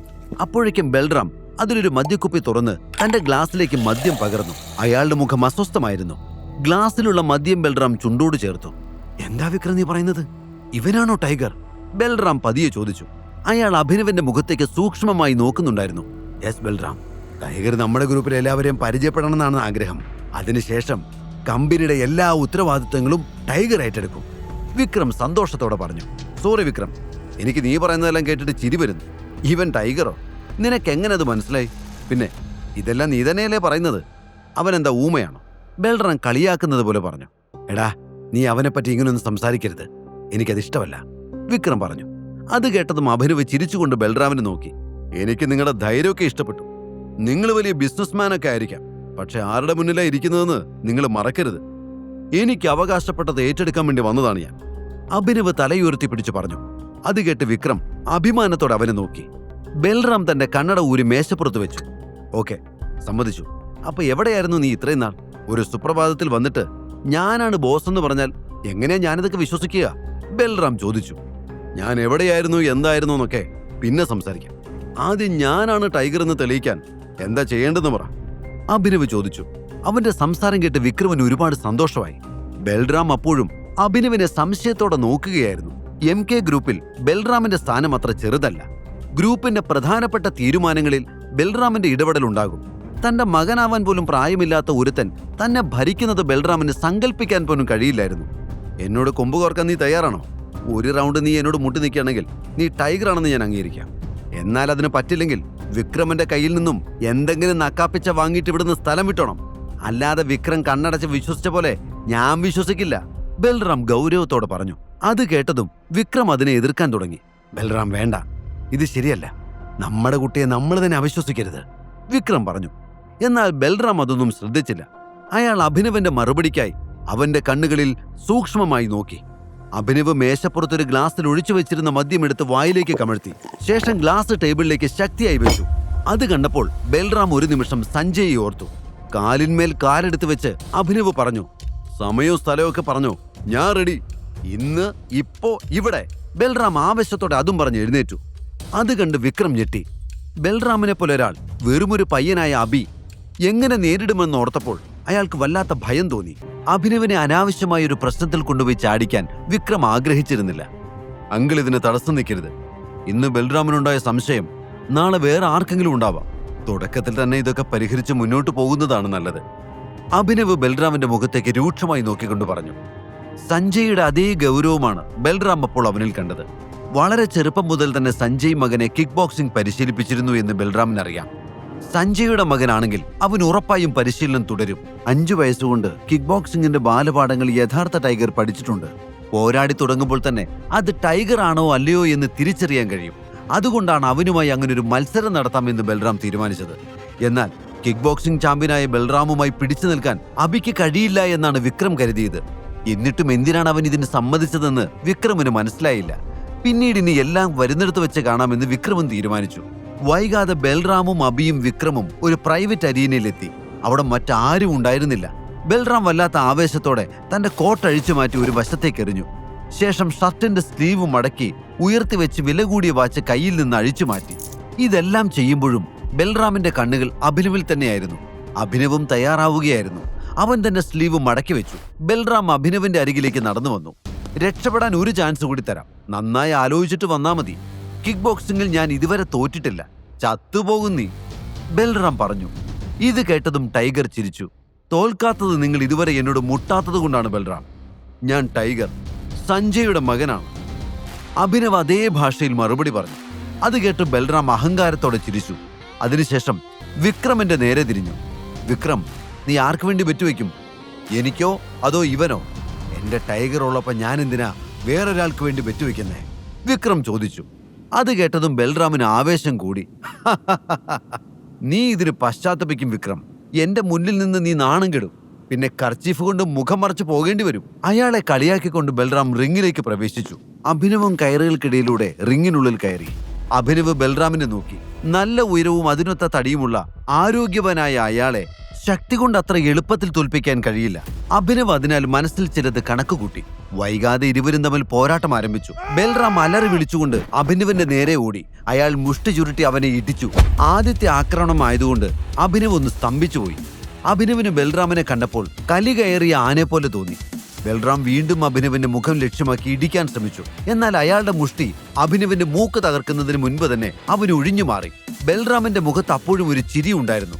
അഭിനവിന്റെ മുഖത്ത് ഗൗരവവും. അനാഥാലയത്തിലായിരുന്ന സമയത്ത് അവിടുത്തെ സീനിയർ കുട്ടികൾ കൊച്ചുകുട്ടികളുടെ കയ്യിലെ വസ്തുക്കൾ പിടിച്ചു വാങ്ങുമായിരുന്നു. ചെറിയ കുട്ടികളെല്ലാം സഹിക്കാറാണ് പതിവ്. ഒരിക്കൽ അഭിനവും അങ്ങനൊരു പ്രശ്നം നേരിട്ടു. അന്ന് ആ വലിയ കുട്ടി അബിയുടെ കവിളിൽ ആഞ്ഞടിച്ചു. അടിയേറ്റ് കുഞ്ഞബി നിലത്ത് വീണു. താടാ നിന്റെ മോതിരം, നിനക്കെന്തിനാ അത്? അവനെ ആക്രമിച്ച കുട്ടി അലറി. കവിൾ പൊത്തിപ്പിടിച്ച് നിശബ്ദമായി അബി കരഞ്ഞു. ആ വലിയ കുട്ടി അവന്റെ കയ്യിൽ നിന്നും ആ മോതിരം പിടിച്ചു വാങ്ങാൻ തുടങ്ങി. അബി കണ്ണുകൾ ഇറുക്കി അടച്ചു. അച്ഛന്റെ ശബ്ദം അപ്പോൾ ആ കുഞ്ഞു അബിയുടെ കാതുകളിൽ മുഴങ്ങുന്നുണ്ടായിരുന്നു. ചിലപ്പോൾ എനിമീസ് നമ്മളെക്കാൾ പവർഫുൾ ആയിരിക്കും, പക്ഷെ സ്പീഡ് കൊണ്ട് നമുക്ക് അവരെ തോൽപ്പിക്കാൻ പറ്റും. അൺഎക്സ്പെക്റ്റഡ് ആയിട്ട് അവരുടെ വീക്ക് പോയിന്റ് നോക്കി തന്നെ കൊടുക്കണം. ഒറ്റ കിക്കിൽ ആള് നോക്കൌട്ട്. തിരിച്ചടിക്കണോ വേണ്ടയോ എന്ന് തീരുമാനിക്കാൻ അഭിനവിന് കൂടുതൽ ആലോചിക്കേണ്ടി വന്നില്ല. അടുത്ത നിമിഷം അവന്റെ ചുരുട്ടിയ കൈ സീനിയർ പയ്യന്റെ താടി തകർത്തു. അവൻ ബോധരഹിതനായി വീണുപോയി. അതുപോലെയൊന്ന് ബൽറാമിനും കിട്ടി. അപ്രതീക്ഷിതമായ നീക്കമായതുകൊണ്ട് ബൽറാം പതറിപ്പോയി. കണ്ണുകൾ തെളിഞ്ഞു വന്നപ്പോൾ അയാൾ അബിയെ അവിശ്വസനീയമായി ഒന്ന് നോക്കി. ബൽറാം വീണ്ടും ആക്രമിക്കാനെടുത്തു. എന്നാൽ അബി ബൽറാമിന്റെ നെഞ്ചിൽ ചവിട്ടി. അയാൾ ബാലൻസ് തെറ്റി റിംഗിൽ മലർന്നു വീണു. അനാഥാലയത്തിലെ അന്നത്തെ സംഭവത്തോടെ കുഞ്ഞു അബി കുട്ടികളുടെ ഇടയിലെ സ്റ്റാറായി. പക്ഷെ ആ സ്ഥാപനത്തിന്റെ മേലധികാരി അവനെ ശിക്ഷിച്ചു. അവന്റെ മേൽ നിയന്ത്രണങ്ങൾ വീണു. മുതിർന്നവരെല്ലാവരും അവനെ ശകാരിക്കാൻ തുടങ്ങി, ഒരാളൊഴികെ. ദൂരെ ഒരിടത്ത് മാറിയിരുന്ന് കരയുന്ന അബിയുടെ അരികിലേക്ക് അയാൾ എത്തി. മോനെ ആരാ കിക്ക് ബോക്സിംഗ് പഠിപ്പിച്ചത്? അയാൾ ചോദിച്ചു. അച്ഛൻ, വിതിമ്പിക്കൊണ്ട് അവൻ പറഞ്ഞു. അച്ഛനെ പറ്റി പറഞ്ഞപ്പോൾ അവന്റെ കണ്ണുകൾ നിറഞ്ഞത് അയാൾ കണ്ടു. അയാളുടെ മനസ്സും വേദനിച്ചു. മോന് കിക്ക് ബോക്സിംഗ് അത്രയ്ക്ക് ഇഷ്ടമാണോ? അവൻ മൂളി. എന്നാ പിന്നെ ബാക്കി ഞാൻ പറഞ്ഞു തരാട്ടോ. അപ്പോഴാണ് അഭി മുഖമുയർത്തി അയാളെ നോക്കിയത്. അന്നവന്റെ കണ്ണുകളിൽ തെളിഞ്ഞ അതേ തീ തന്നെയാണ് അബിയിൽ ഇപ്പോൾ ഉണ്ടായിരിക്കുന്നത്. ഒരു കൈകൊണ്ട് അബി ബൽറാമിന്റെ ആക്രമണത്തെ തടയുകയും മറുകൈ കൊണ്ട് തുടരെ ലിവർ പഞ്ചുകൾ കൊടുക്കുകയും ചെയ്തു. അതോടെ ബൽറാം അവശനായി റിങ്ങിലിരുന്നു. ഗെയിമിൽ അബി ആധിപത്യം സ്ഥാപിച്ചു കഴിഞ്ഞുവെന്ന് ബൽറാമിന് മനസ്സിലായി. എങ്കിലും തോൽവി സമ്മതിക്കാൻ അയാൾക്ക് മനസ്സ് വന്നില്ല. ബൽറാം, തോറ്റെന്ന് സമ്മതിച്ചേക്ക്, ഞാൻ ആരോടും പറയില്ല. ഒരു തൂവാലെടുത്തു മറച്ച് നൈസായിട്ട് ഇറങ്ങിക്കോ, വിക്രം പറഞ്ഞു. ബൽറാം ദേഷ്യത്തോടെ എഴുന്നേറ്റു. അയാൾ ഒന്നിനു പുറകെ ഒന്നായി അഭിനവനെ ഇടിക്കാൻ തുടങ്ങി. ചടുലമായ ഫുട് വർക്ക് കൊണ്ട് അബി ഒഴിഞ്ഞു മാറിക്കൊണ്ടേയിരുന്നു. കൈകൾ ചേർത്ത് വെച്ച് അവൻ ബൽറാമിന്റെ പഞ്ചുകൾ തടഞ്ഞു. ബൽറാം തളർന്നു എന്ന് കണ്ടപ്പോൾ അബി തന്റെ വലത് കൈകൊണ്ട് അയാളുടെ മുഖത്തൊരു ഫാൾസ് പഞ്ച് കൊടുത്തു. അതോടെ ബൽറാമിന്റെ ശ്രദ്ധ മാറി. അയാൾ ആ കിക്ക് തടയാനായി കൈ ഉയർത്തി. ആ സമയത്ത് അബി തിരിഞ്ഞു തന്റെ വലത് കാലുകൊണ്ട് അതിശക്തമായൊരു ലിവർ കിക്ക് കൂടി കൊടുത്തു. ബൽറാം ഒരു നിമിഷം മരവിച്ചു നിന്നു. അതിനുശേഷം താഴെ വീണ് വേദന കൊണ്ട് പുളഞ്ഞു. അയാൾ ശ്വാസമെടുക്കാൻ ബുദ്ധിമുട്ടി. അഭിനവ് വിക്രമിനെ നോക്കി. ബൽറാം, നോക്ക്, എന്റെ സഞ്ജയുടെ മകനാണെന്ന് അവൻ തെളിയിച്ചിരിക്കുന്നു. വിക്രം ഉറക്കെ വിളിച്ചു പറഞ്ഞു. ബൽറാമിന് നല്ല പരിക്ക് പറ്റിയിട്ടുണ്ടെന്ന് അവന് മനസ്സിലായി. അബി റിങ്ങിന്റെ മൂലയിൽ പോയി നിന്നു. ബൽറാം കഷ്ടപ്പെട്ട് വീണ് കിടക്കുന്നിടത്ത് നിന്ന് എഴുന്നേറ്റ്, ഇത് നീ എവിടുന്ന് പഠിച്ചു? കിക്ക് ബോക്സിംഗ് ചാമ്പ്യനായ തന്നെ എളുപ്പത്തിൽ തോൽപ്പിച്ചവനോട് അത്ഭുതത്തോടെ ബൽറാം ചോദിച്ചു. ടൈഗറിനെ വേട്ടയാടാൻ പഠിപ്പിക്കേണ്ട കാര്യമുണ്ടോ ബൽറാം? അഭിനവ് ചിരിച്ചുകൊണ്ട് പറഞ്ഞു. അപ്പോഴേക്കും വിക്രം അവന്റെ അടുത്ത് വന്ന് അഭിനവിനെ കെട്ടിപ്പിടിച്ചു. ഇത് നമ്മുടെ ടൈഗറാണെന്ന് ഇപ്പൊ നിനക്ക് മനസ്സിലായി കാണുമല്ലോ, അല്ലേ ബൽറാം? വിക്രം ബൽറാമിനെ കളിയാക്കിക്കൊണ്ട് പറഞ്ഞു. ബൽറാമിന്റെ അരയിൽ ഉളുക്ക് വീണിരുന്നു. അതിന്റെ വേദന നന്നായിട്ടുണ്ടെങ്കിലും അത് മറച്ചു വെച്ച് ചിരിച്ചുകൊണ്ട് അയാൾ അഭിനവനോട് സംസാരിച്ചു. വാ, നമുക്കൊന്നുകൂടെ കൂടാം. ഇന്നത്തെ പാർട്ടി എന്റെ വക, ബൽറാം പറഞ്ഞു. അങ്ങനെയല്ല ബൽറാം, ടൈഗർ എന്നോടൊപ്പം ഒരു ഡ്രിങ്ക് കഴിക്കാൻ വരുമോ എന്ന് ചോദിക്കേ. വിക്രം ബൽറാമിനോട് പറഞ്ഞു. അങ്ങനെയെങ്കിൽ അങ്ങനെ, നമുക്കൊന്ന് കൂടിയാലോ ടൈഗർ? അങ്ങനെ പറഞ്ഞുകൊണ്ട് ബൽറാം അഭിനവന്റെ മുന്നിൽ ഒന്ന് കുനിഞ്ഞു. ഇതെല്ലാം കണ്ട് അഭിനവ് പുഞ്ചിരിച്ചുകൊണ്ട് ബൽറാമിന്റെ തോളിൽ കൈയിട്ടു. വൈ നോട്ട്, നമുക്ക് കൂടിക്കളയാം. ഈ സമയത്ത് അഭിനവന്റെ ഫോൺ റിങ് ചെയ്തു. അനന്യ എന്ന് കണ്ടതും അവൻ വേഗം ഫോൺ എടുത്തു. യെസ് അനന്യ, അവൻ കോൾ അറ്റൻഡ് ചെയ്തുകൊണ്ട് പറഞ്ഞു. എന്റെ അമ്മ അച്ഛനും വന്നിട്ടുണ്ട്. നടന്നതല്ലേ ഇപ്പൊ അവർക്കറിയാം. നിന്നെ കാണണമെന്ന് പറയുന്നുണ്ട്. പെട്ടെന്ന് എന്റെ മുത്തച്ഛന്റെ വീട്ടിലേക്ക് വാ. അനന്യ കൽപ്പന പോലെ പറഞ്ഞു. കിക്ക് ബോക്സിംഗ് ചാമ്പ്യനെ റിങ്ങിൽ മലർത്തിയടിച്ച് തന്റെ അച്ഛന്റെ മകൻ തന്നെയാണ് താനെന്ന് തെളിയിച്ച ടൈഗറിനോടാണ് ഇങ്ങനെ സംസാരിക്കുന്നതെന്ന് അവൾക്കറിയില്ലായിരുന്നു. അഭിനവ് അനന്യ പറഞ്ഞത് കേട്ട് ഒന്നും ഞെട്ടി. ഇപ്പൊ തന്നെ വരണോ? വേണം, ഞെട്ടേണ്ട ആവശ്യമൊന്നുമില്ല. എല്ലാം നീ തന്നെയല്ലേ ചെയ്തത്. ഇനി വരുന്നതൊക്കെ അനുഭവിക്ക്. അതും പറഞ്ഞ് അനന്യ ഫോൺ കട്ട് ചെയ്തു. അഭിനവ് ഒരു നിമിഷം അവൾ പറഞ്ഞതിനെ കുറിച്ച് ഓർത്തു. അപ്പോഴേക്കും വിക്രം അഭിനവന്റെ അടുത്തേക്ക് വന്നു. എല്ലാം ഓക്കെ അല്ലേ? വിക്രം ചോദിച്ചു. അതെ അങ്കിൾ, പക്ഷേ സോറി ബൽറാം, എനിക്ക് അത്യാവശ്യമായിട്ട് ഞാൻ കല്യാണം കഴിക്കാൻ പോകുന്ന പെൺകുട്ടിയുടെ വീട് വരെ ഒന്ന് പോകണം. അവളുടെ അച്ഛനും അമ്മയും എന്നെ കാണാൻ വന്നിട്ടുണ്ട്. ആഹാ, കല്യാണം കഴിക്കാൻ പോകുന്ന പെൺകുട്ടിയോ? ഇതെല്ലാം എപ്പോഴാ സംഭവിച്ചത്? ബൽറാം ചോദിച്ചു. അയ്യോ, അതൊക്കെ വലിയ കഥയാണ്, പിന്നീട് എപ്പോഴെങ്കിലും പറയാം, അഭിനവ് മറുപടി പറഞ്ഞു. ബൽറാം തുടർന്നു പറഞ്ഞു. വിക്രം, രോഹനെ വിളിച്ചിവിടെ നടന്ന സംഭവങ്ങളൊക്കെ പറയണം. അതിപ്പോ വേണ്ട ബൽറാം, രോഹൻ പതുക്കെ അറിഞ്ഞാ മതി. വിക്രം പറഞ്ഞു. ശരി, ഞാൻ ഇറങ്ങട്ടെ. അങ്കിൾ, ഞാൻ പറഞ്ഞത് മറന്നിട്ടില്ലല്ലോ, എനിക്കൊരു പുതിയ ജോലി. അഭിനവ് പോകാൻ നേരം വിക്രമിനെ ഓർമ്മിപ്പിച്ചു. മറന്നിട്ടില്ല മോനെ, നീ നാളെ ഓഫീസിൽ വാ, ഞാൻ എൻ്റെ സെക്രട്ടറിയോട് പറഞ്ഞേൽപ്പിച്ചേക്കാം. ഇത് കേട്ട് അഭിനവ് രണ്ടുപേർക്കും കൈകൊടുത്ത് പുറത്തേക്ക് വന്നു. അഭി ക്യാബിൽ കയറാൻ പോകുമ്പോൾ വിക്രം ഓടി അവന്റെ അടുത്തേക്ക് വന്നു. അയാൾ ഒരു ചെറിയ ബാഗ് അഭിനവിന് നൽകി. ഇതെന്താ? ഇത് നമ്മൾ ഇന്നലെ കുടിച്ച സെയിം സാധനമാ. നിന്റെ ഭാവി അമ്മായിയപ്പന് ഗിഫ്റ്റായിട്ട് കൊടുത്തോ? ഇത്രയും എക്സ്പെൻസീവായ മദ്യം അവരൊന്നും കണ്ടിട്ട് പോലും ഉണ്ടാവില്ല. വിക്രം ചിരിച്ചുകൊണ്ട് പറഞ്ഞു. എങ്ങനെ അങ്കിളിനോട് നന്ദി പറയേണ്ടതെന്ന് എനിക്കറിയില്ല. അഭിനവ് ആത്മാർത്ഥമായി പറഞ്ഞു. നന്ദി ഞാനാണ് പറയേണ്ടത് മോനെ, നീ ഞങ്ങളുടെ അടുത്തേക്ക് തിരിച്ചു വന്നില്ലേ, വിക്രം പറഞ്ഞു. അത് കേട്ട് അഭിനവ് പുഞ്ചിരിച്ചു. യാത്രയിലുടനീളം അഭിനവ് ചിന്തിച്ചത് അനന്യയുടെ അമ്മയും അച്ഛനെയും കുറിച്ചായിരുന്നു. അവർ ഈ അവസ്ഥയിൽ തന്നോട് എങ്ങനെ പ്രതികരിക്കുമെന്ന് അവന് യാതൊരു രൂപവുമില്ല. എന്ത് വിളിക്കണം, എന്തു പറയണം എന്നൊന്നും അറിയില്ല. ഇന്നാണ് അവർ അവനെ ആദ്യമായി കാണാൻ പോകുന്നത്. കുറച്ചു കഴിഞ്ഞപ്പോൾ വണ്ടി അനന്യയുടെ വീടിന് മുന്നിൽ വന്ന് നിന്നു. ഒരു ദീർഘനിശ്വാസം എടുത്തുകൊണ്ട് അവൻ ആ വീടിനുള്ളിലേക്ക് കയറി. ശർമ്മളയും രാജീവും സോഫയിൽ ഇരിക്കുന്നത് അവൻ കണ്ടു. രണ്ടുപേരും അഭി അകത്തേക്ക് വരുന്നത് നോക്കുകയായിരുന്നു. തനിക്ക് എത്ര നന്നായി പുഞ്ചിരിക്കാൻ കഴിയുമോ അത്രയും നന്നായി അവൻ അവരെ നോക്കി പുഞ്ചിരിച്ചു. നമസ്കാരം അമ്മേ. നമസ്കാരം അച്ഛാ, ഇത് ഞാൻ നിങ്ങൾക്ക് വേണ്ടി കൊണ്ടുവന്നതാ, അഭിനവ് ബഹുമാനത്തോടെ അവരെ നോക്കി പറഞ്ഞു. അവൻ കൊണ്ടുവന്ന കുപ്പി അവർ രണ്ടുപേരുടെ നേരെ നീട്ടി. അത് കണ്ട് ശർമ്മളയുടെ മുഖം ദേഷ്യം കൊണ്ട് ചുവന്നു. പക്ഷെ രാജീവ് അവനെ നോക്കി പുഞ്ചിരിച്ചു. രാജീവിന്റെ കണ്ണുകൾ അഭിനവ് കൊണ്ടുവന്ന കുപ്പിയിലേക്ക് നീണ്ടു. അയാൾ ഉടനെ തന്നെ എഴുന്നേറ്റ് അഭിനവന്റെ കയ്യിൽ നിന്ന് ആ കുപ്പി വാങ്ങി. അൺബിലീവബിൾ, ഇത് വളരെ വിലയേറിയ മദ്യമാണല്ലോ. മൈ ഗോഡ്, എന്തൊരു സുഗന്ധമാണ്, നീ ഒന്ന് നോക്കിക്കേ, രാജീവ് പറഞ്ഞു. അയാൾ കുപ്പി ശർമ്മിളയുടെ നേരെ നീട്ടി. ശർമ്മിള പെട്ടെന്ന് അത് തള്ളിമാറ്റി. കുപ്പി കണ്ടപ്പോ എല്ലാം മറക്കുന്ന ഒരു മനുഷ്യൻ. നമ്മളെ ആദ്യമായിട്ട് കാണാൻ വരുമ്പോ കൊണ്ടുവന്നിരിക്കുന്ന ഗിഫ്റ്റ് കണ്ടില്ലേ, ഇതാണ് ഇവന്റെ മര്യാദ. ശർമ്മിള, ഇതൊരു സാധാരണ മദ്യമല്ല, നിനക്കറിയാഞ്ഞിട്ടാ. ഇതൊക്കെ ഗിഫ്റ്റായിട്ട് കിട്ടുന്നത് തന്നെ വലിയ കാര്യമാ. രാജീവ് അവരെ പറഞ്ഞു മനസ്സിലാക്കാൻ ശ്രമിച്ചു. ഇവൻ ഇതൊക്കെ വാങ്ങിക്കാനുള്ള കഴിവുണ്ടോന്ന് നിങ്ങൾ ആലോചിച്ചോ? എവിടെന്നെങ്കിലും മോഷ്ടിച്ചു കൊണ്ടുവന്നതാണെങ്കിലോ? ശർമ്മിള കയർത്തു. അഭിനവൻ അവരുടെ ചോദ്യത്തിന് മറുപടി പറയാനായില്ല. കാരണം താൻ ടൈഗർ ആണെന്ന് ആരും അറിയാൻ പാടില്ല. അപ്പോഴേക്കും ശർമ്മിള എഴുന്നേറ്റ് അഭിനവന്റെ അരികിലേക്ക് വന്നു. എന്താ നിന്റെ ഉദ്ദേശം? ഈ മദ്യക്കുപ്പ് നീ എന്തിനാ കൊണ്ടുവന്നത്? എന്റെ മകളുടെ ജീവിതം തകർത്തതും പോരാഞ്ഞിട്ട് ഞങ്ങളെ കൂടി കുടിപ്പിച്ച് കിടത്താനാണോ നിന്റെ ഉദ്ദേശം? ശർമ്മിള ദേഷ്യത്തോടെ ചോദിച്ചു. ശർമ്മിള പറഞ്ഞത് അഭിനവൻ ഒട്ടും ഇഷ്ടപ്പെട്ടില്ല. എങ്കിലും അവരുടെ ഭാഗത്തു നിന്ന് അവൻ ചിന്തിച്ചു. സ്വന്തം മകളെയാണ് കാണരുതാത്ത സാഹചര്യത്തിൽ കാണേണ്ടി വന്നത്. ഏതൊരു രക്ഷിതാവും ഇങ്ങനെ തന്നെയായിരിക്കും പ്രതികരിക്കുക. അമ്മ എന്നെ തെറ്റിദ്ധരിച്ചിരിക്കുകയാണ്, ഞാൻ മനഃപൂർവ്വം ഒന്നും ചെയ്തിട്ടില്ല, അഭിനവ് പറഞ്ഞു.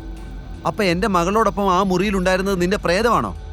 നിന്റെ ഈ നാടകമൊക്കെ ഈ സ്വത്ത് തട്ടിയെടുക്കാനാണെന്ന് എനിക്കറിയാം. അല്ലെങ്കിൽ തെരുവിൽ തെണ്ടി നടക്കേണ്ട നീ ഇങ്ങനെയൊന്നും ചെയ്യില്ലായിരുന്നു. ശർമ്മിളയുടെ വാക്കുകൾ അഭിനവനെ വല്ലാതെ അസ്വസ്ഥനാക്കി. എന്തു പറഞ്ഞാലും ഇപ്പോൾ അനന്യയുടെ അമ്മ വിശ്വസിക്കില്ല എന്ന് അഭിനവന് തോന്നി. അതുകൊണ്ട് തന്നെ അവനൊന്നും മിണ്ടാതെ നിന്നു. നിനക്കെന്താ വായി നാക്കില്ലേ പന്ന? അവർ ദേഷ്യത്തോടെ അഭിനവന്റെ കോളറിൽ പിടിക്കാൻ ശ്രമിച്ചപ്പോൾ രാജീവ് ഇടപെട്ടു. ശർമ്മിള, പരസ്പരം ചെളിവാരി എറിഞ്ഞിട്ട് എന്താ പ്രയോജനം? നീ ഇവിടെ വന്നിരിക്കേ, രാജീവ് പറഞ്ഞു. ശർമ്മിള അപ്പോഴും ദേഷ്യത്തോടെ അഭിനവനെ നോക്കുകയായിരുന്നു. അഭിനവ് ഇരിക്കൂ, നമുക്ക് സംസാരിക്കാം, രാജീവ് പറഞ്ഞു.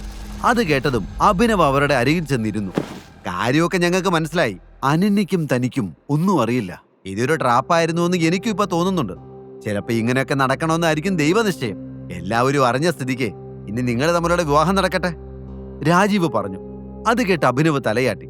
അനന്യ തന്റെ കൂടെ റൂം ഷെയർ ചെയ്തു എന്ന് ഇപ്പോൾ എല്ലാവരും അറിഞ്ഞിട്ടുണ്ട്. താൻ നാളെ അവളെ ഏറ്റെടുത്തില്ലെങ്കിൽ ആളുകൾ പല കഥകളും ഉണ്ടാക്കി പറയും. അനന്യയുടെ പേര് കളങ്കപ്പെടുത്താൻ അവൻ ആഗ്രഹിച്ചില്ല. അതുകൊണ്ട് ഈ വിവാഹം നടക്കുകയാണെങ്കിൽ നടക്കട്ടെ എന്ന് അഭിനവും തീരുമാനിച്ചു. ആട്ടെ, നീ എന്ത് ജോലിയാ ചെയ്യുന്നേ? അയാൾ ചോദിച്ചു. ഞാനൊരു ഡെലിവറി ബോയ് ആയിരുന്നു, പക്ഷെ ഇന്ന് എന്നെ ജോലിയിൽ നിന്ന് പിരിച്ചുവിട്ടു, അഭിനവ് സത്യം പറഞ്ഞു. അഭിനവ് പറഞ്ഞ വാക്കുകൾ ഒരു ബോംബ് പോലെ അവർ രണ്ടുപേരിലും പതിച്ചു. ശർമ്മിള എന്തെങ്കിലും പറയുന്നതിന് മുൻപ് തന്നെ രാജീവ് പറഞ്ഞു. കുഴപ്പമില്ല, പക്ഷെ നീ പെട്ടെന്നൊരു പുതിയ ജോലി കണ്ടുപിടിക്കണം. ജോലിയില്ലാതെ എന്റെ മകളെ നിയമപരമായി വിവാഹം കഴിക്കാൻ പറ്റില്ല. അതിൽ വേറെയും പ്രശ്നങ്ങളുണ്ട്. അഭിനവ് അത് സമ്മതിച്ചുകൊണ്ട് തലയാട്ടി. എന്നാ പിന്നെ അഭിനവ് പോയിക്കോളൂ, ബാക്കി എല്ലാ കാര്യങ്ങളും നമുക്ക് പിന്നീട് സംസാരിക്കാം, രാജീവ് ശാന്തമായി പറഞ്ഞു. അഭിനവ് എഴുന്നേറ്റ് പുറത്തേക്ക് പോകാൻ തുടങ്ങി. അപ്പോഴേക്കും ശർമ്മിളയുടെ ഉള്ളിൽ ദേഷ്യം വീണ്ടും തിളച്ചു മറിഞ്ഞു. അവർ അഭിനവ് പോകുന്നത് കത്തുന്ന കണ്ണുകളോടെ നോക്കി.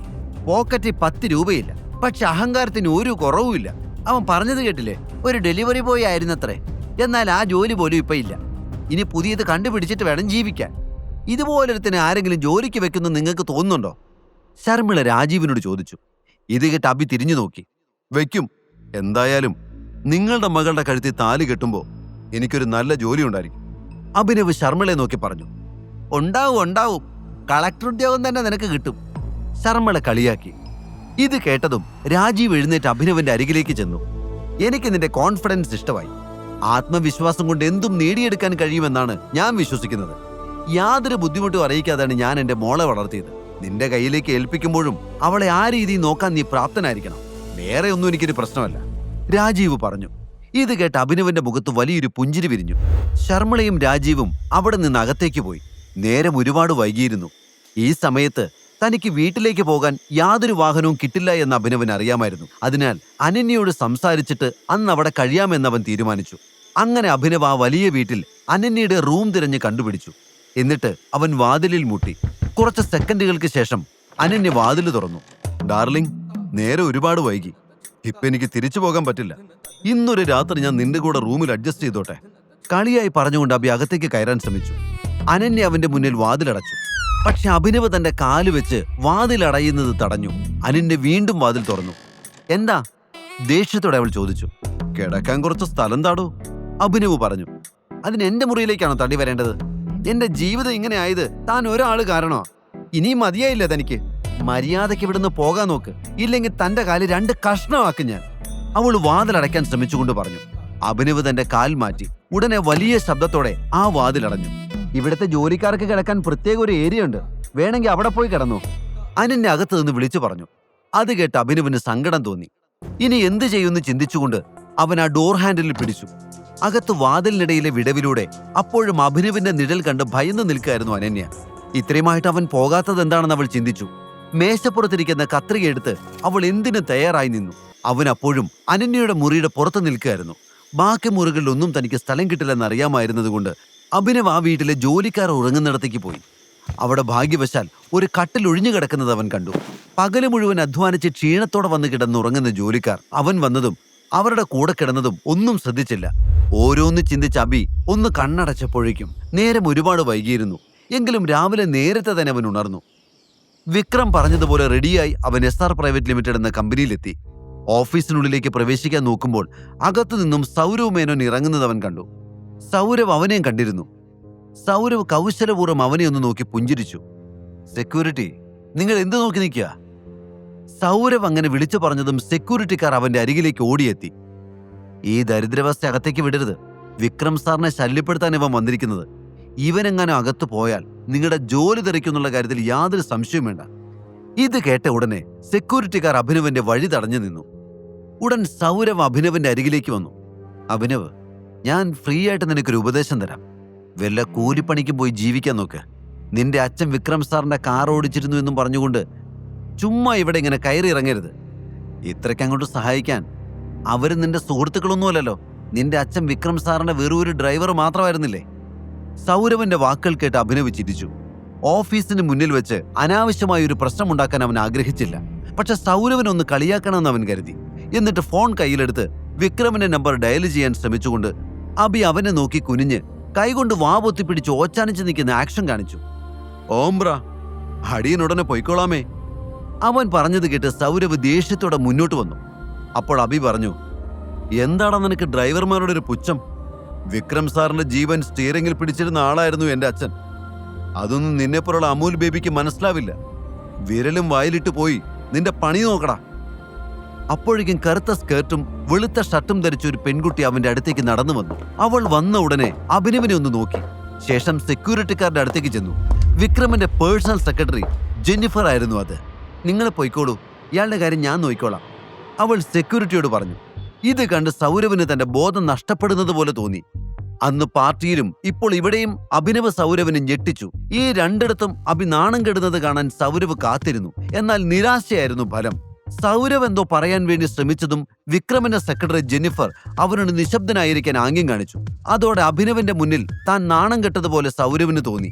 അയാളുടെ മുഖം കണ്ടപ്പോൾ അഭിനവിന് വളരെ സന്തോഷം തോന്നി. സാറ്റിസ്ഫാക്ഷൻ അറ്റ് പീക്ക്, അഭിനവ് ചിന്തിച്ചു. സൗരവിനെ നോക്കി ചിരിച്ചുകൊണ്ട് അവൻ ജെന്നിഫറോടൊത്ത് അകത്തേക്ക് പോയി. ഞാൻ വരുന്ന കാര്യം വിക്രം നിങ്ങളോട് പറഞ്ഞിരുന്നോ? അഭിനവ് ചോദിച്ചു. ഇത് കേട്ട ഉടനെ ജെന്നിഫറിന്റെ നെറ്റി ചുളിഞ്ഞു. ഇവിടെ ജോലിക്ക് വന്ന അഭിനവിനെ പോലെ ഒരാൾ വിക്രം സാറിനെ പേര് വിളിച്ചത് തന്നെ അവൾക്ക് ഒട്ടും ഇഷ്ടപ്പെട്ടില്ല. അവൾ മനഃപൂർവ്വം അഭിനവിന് മറുപടി നൽകിയില്ല.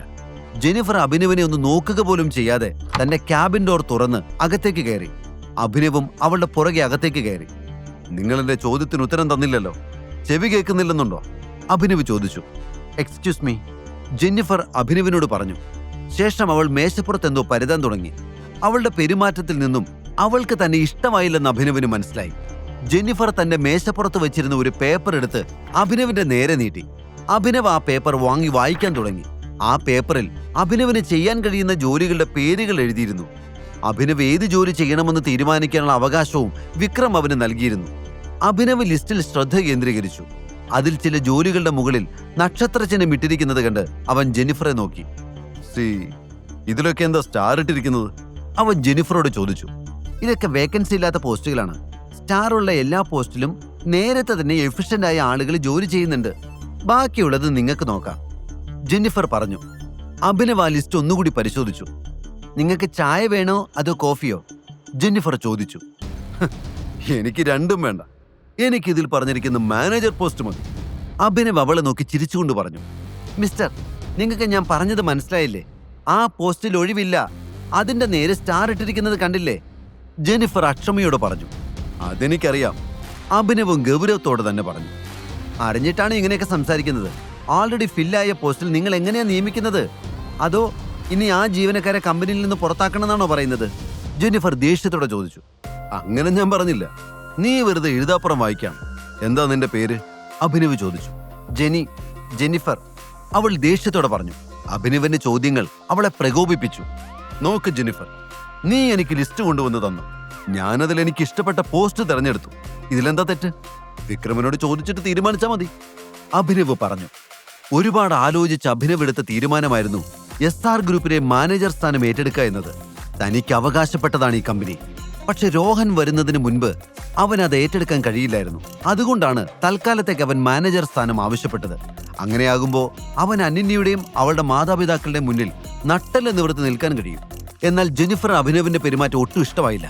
എങ്കിലും വിക്രം സാർ പറഞ്ഞതുകൊണ്ട് അവൾ അഭിനവിനോട് മുഖം കറുത്ത് യാതൊന്നും സംസാരിച്ചില്ല. ശരി മിസ്റ്റർ അഭിനവ്, ഇനി എനിക്ക് നിങ്ങളെക്കുറിച്ച് ചില വിവരങ്ങൾ ആവശ്യമാണ്. ഈ ഫോം ഒന്ന് ഫില്ല് ചെയ്തോളൂ, എന്നിട്ട് നാളെ തന്നെ വന്ന് ജോയിൻ ചെയ്തോളൂ, ജെന്നിഫർ പറഞ്ഞു. അഭിനവ് അവളുടെ കയ്യിൽ നിന്ന് ഫോം വാങ്ങി ഫില്ല് ചെയ്തു കൊടുത്തു. അതിനുശേഷം അവളോട് യാത്ര പറഞ്ഞ് അവിടെ നിന്നിറങ്ങി. നാളെ മുതൽ ജോലിക്ക് പോകണമെന്നുണ്ടെങ്കിൽ നല്ല കുറച്ച് വസ്ത്രങ്ങളോട് വേണം. ഒരു മാനേജറുടെ നിലവാരത്തിലുള്ള വസ്ത്രങ്ങൾക്കൊപ്പം എനിക്ക് എന്റെ ഫോണും മാറ്റേണ്ടതുണ്ട്. അഭി പോകുന്ന വഴി ഇങ്ങനെ ചിന്തിച്ചു. വിക്രം കൊടുത്ത ചെക്ക് അവന്റെ പോക്കറ്റിൽ തന്നെ ഉണ്ടായിരുന്നു. ആ പണം ഉപയോഗിച്ച് തനിക്ക് ആവശ്യമുള്ള വസ്ത്രവും മൊബൈൽ ഫോണും എല്ലാം വാങ്ങാമെന്ന് അവൻ തീരുമാനിച്ചു. മാത്രമല്ല, അനന്യയുടെ മാതാപിതാക്കളുടെ മുന്നിൽ പോയി നിൽക്കുമ്പോൾ ഒരിക്കലും അവർക്ക് തന്നെ കൊണ്ട് നാണക്കേട് തോന്നരുതെന്ന് അവൻ കരുതി. അഭിനവ് ആ ചെക്കിലെ എമൗണ്ട് തന്റെ അക്കൗണ്ടിലേക്ക് മാറ്റാനായി ബാങ്കിൽ പോയി. ബാങ്കിലെത്തിയതും ആരോ തന്നെ വിളിക്കുന്നത് കേട്ട് അഭിനവ് അവിടേക്ക് നോക്കി. അത് പ്രണവായിരുന്നു. അല്ല, ഇതാരാ വന്നിരിക്കുന്നത്? ഇങ്ങോട്ട് തന്നെ വന്നതാണോ? സ്ഥലം മാറി വന്നതല്ലോ അല്ലേ? പ്രണവ് അഭിനവിനെ കളിയാക്കിക്കൊണ്ട് ചോദിച്ചു. പ്രണവ് ഒരു ബാങ്കറായിരുന്നു. ഒരു വലിയ കോടീശ്വരനൊന്നും അല്ലെങ്കിലും അത്യാവശ്യം സമ്പത്തുള്ള ഒരാളായിരുന്നു പ്രണവ്. ഈ കഥയുടെ ബാക്കി അറിയാൻ download pocket FM app. Link in description.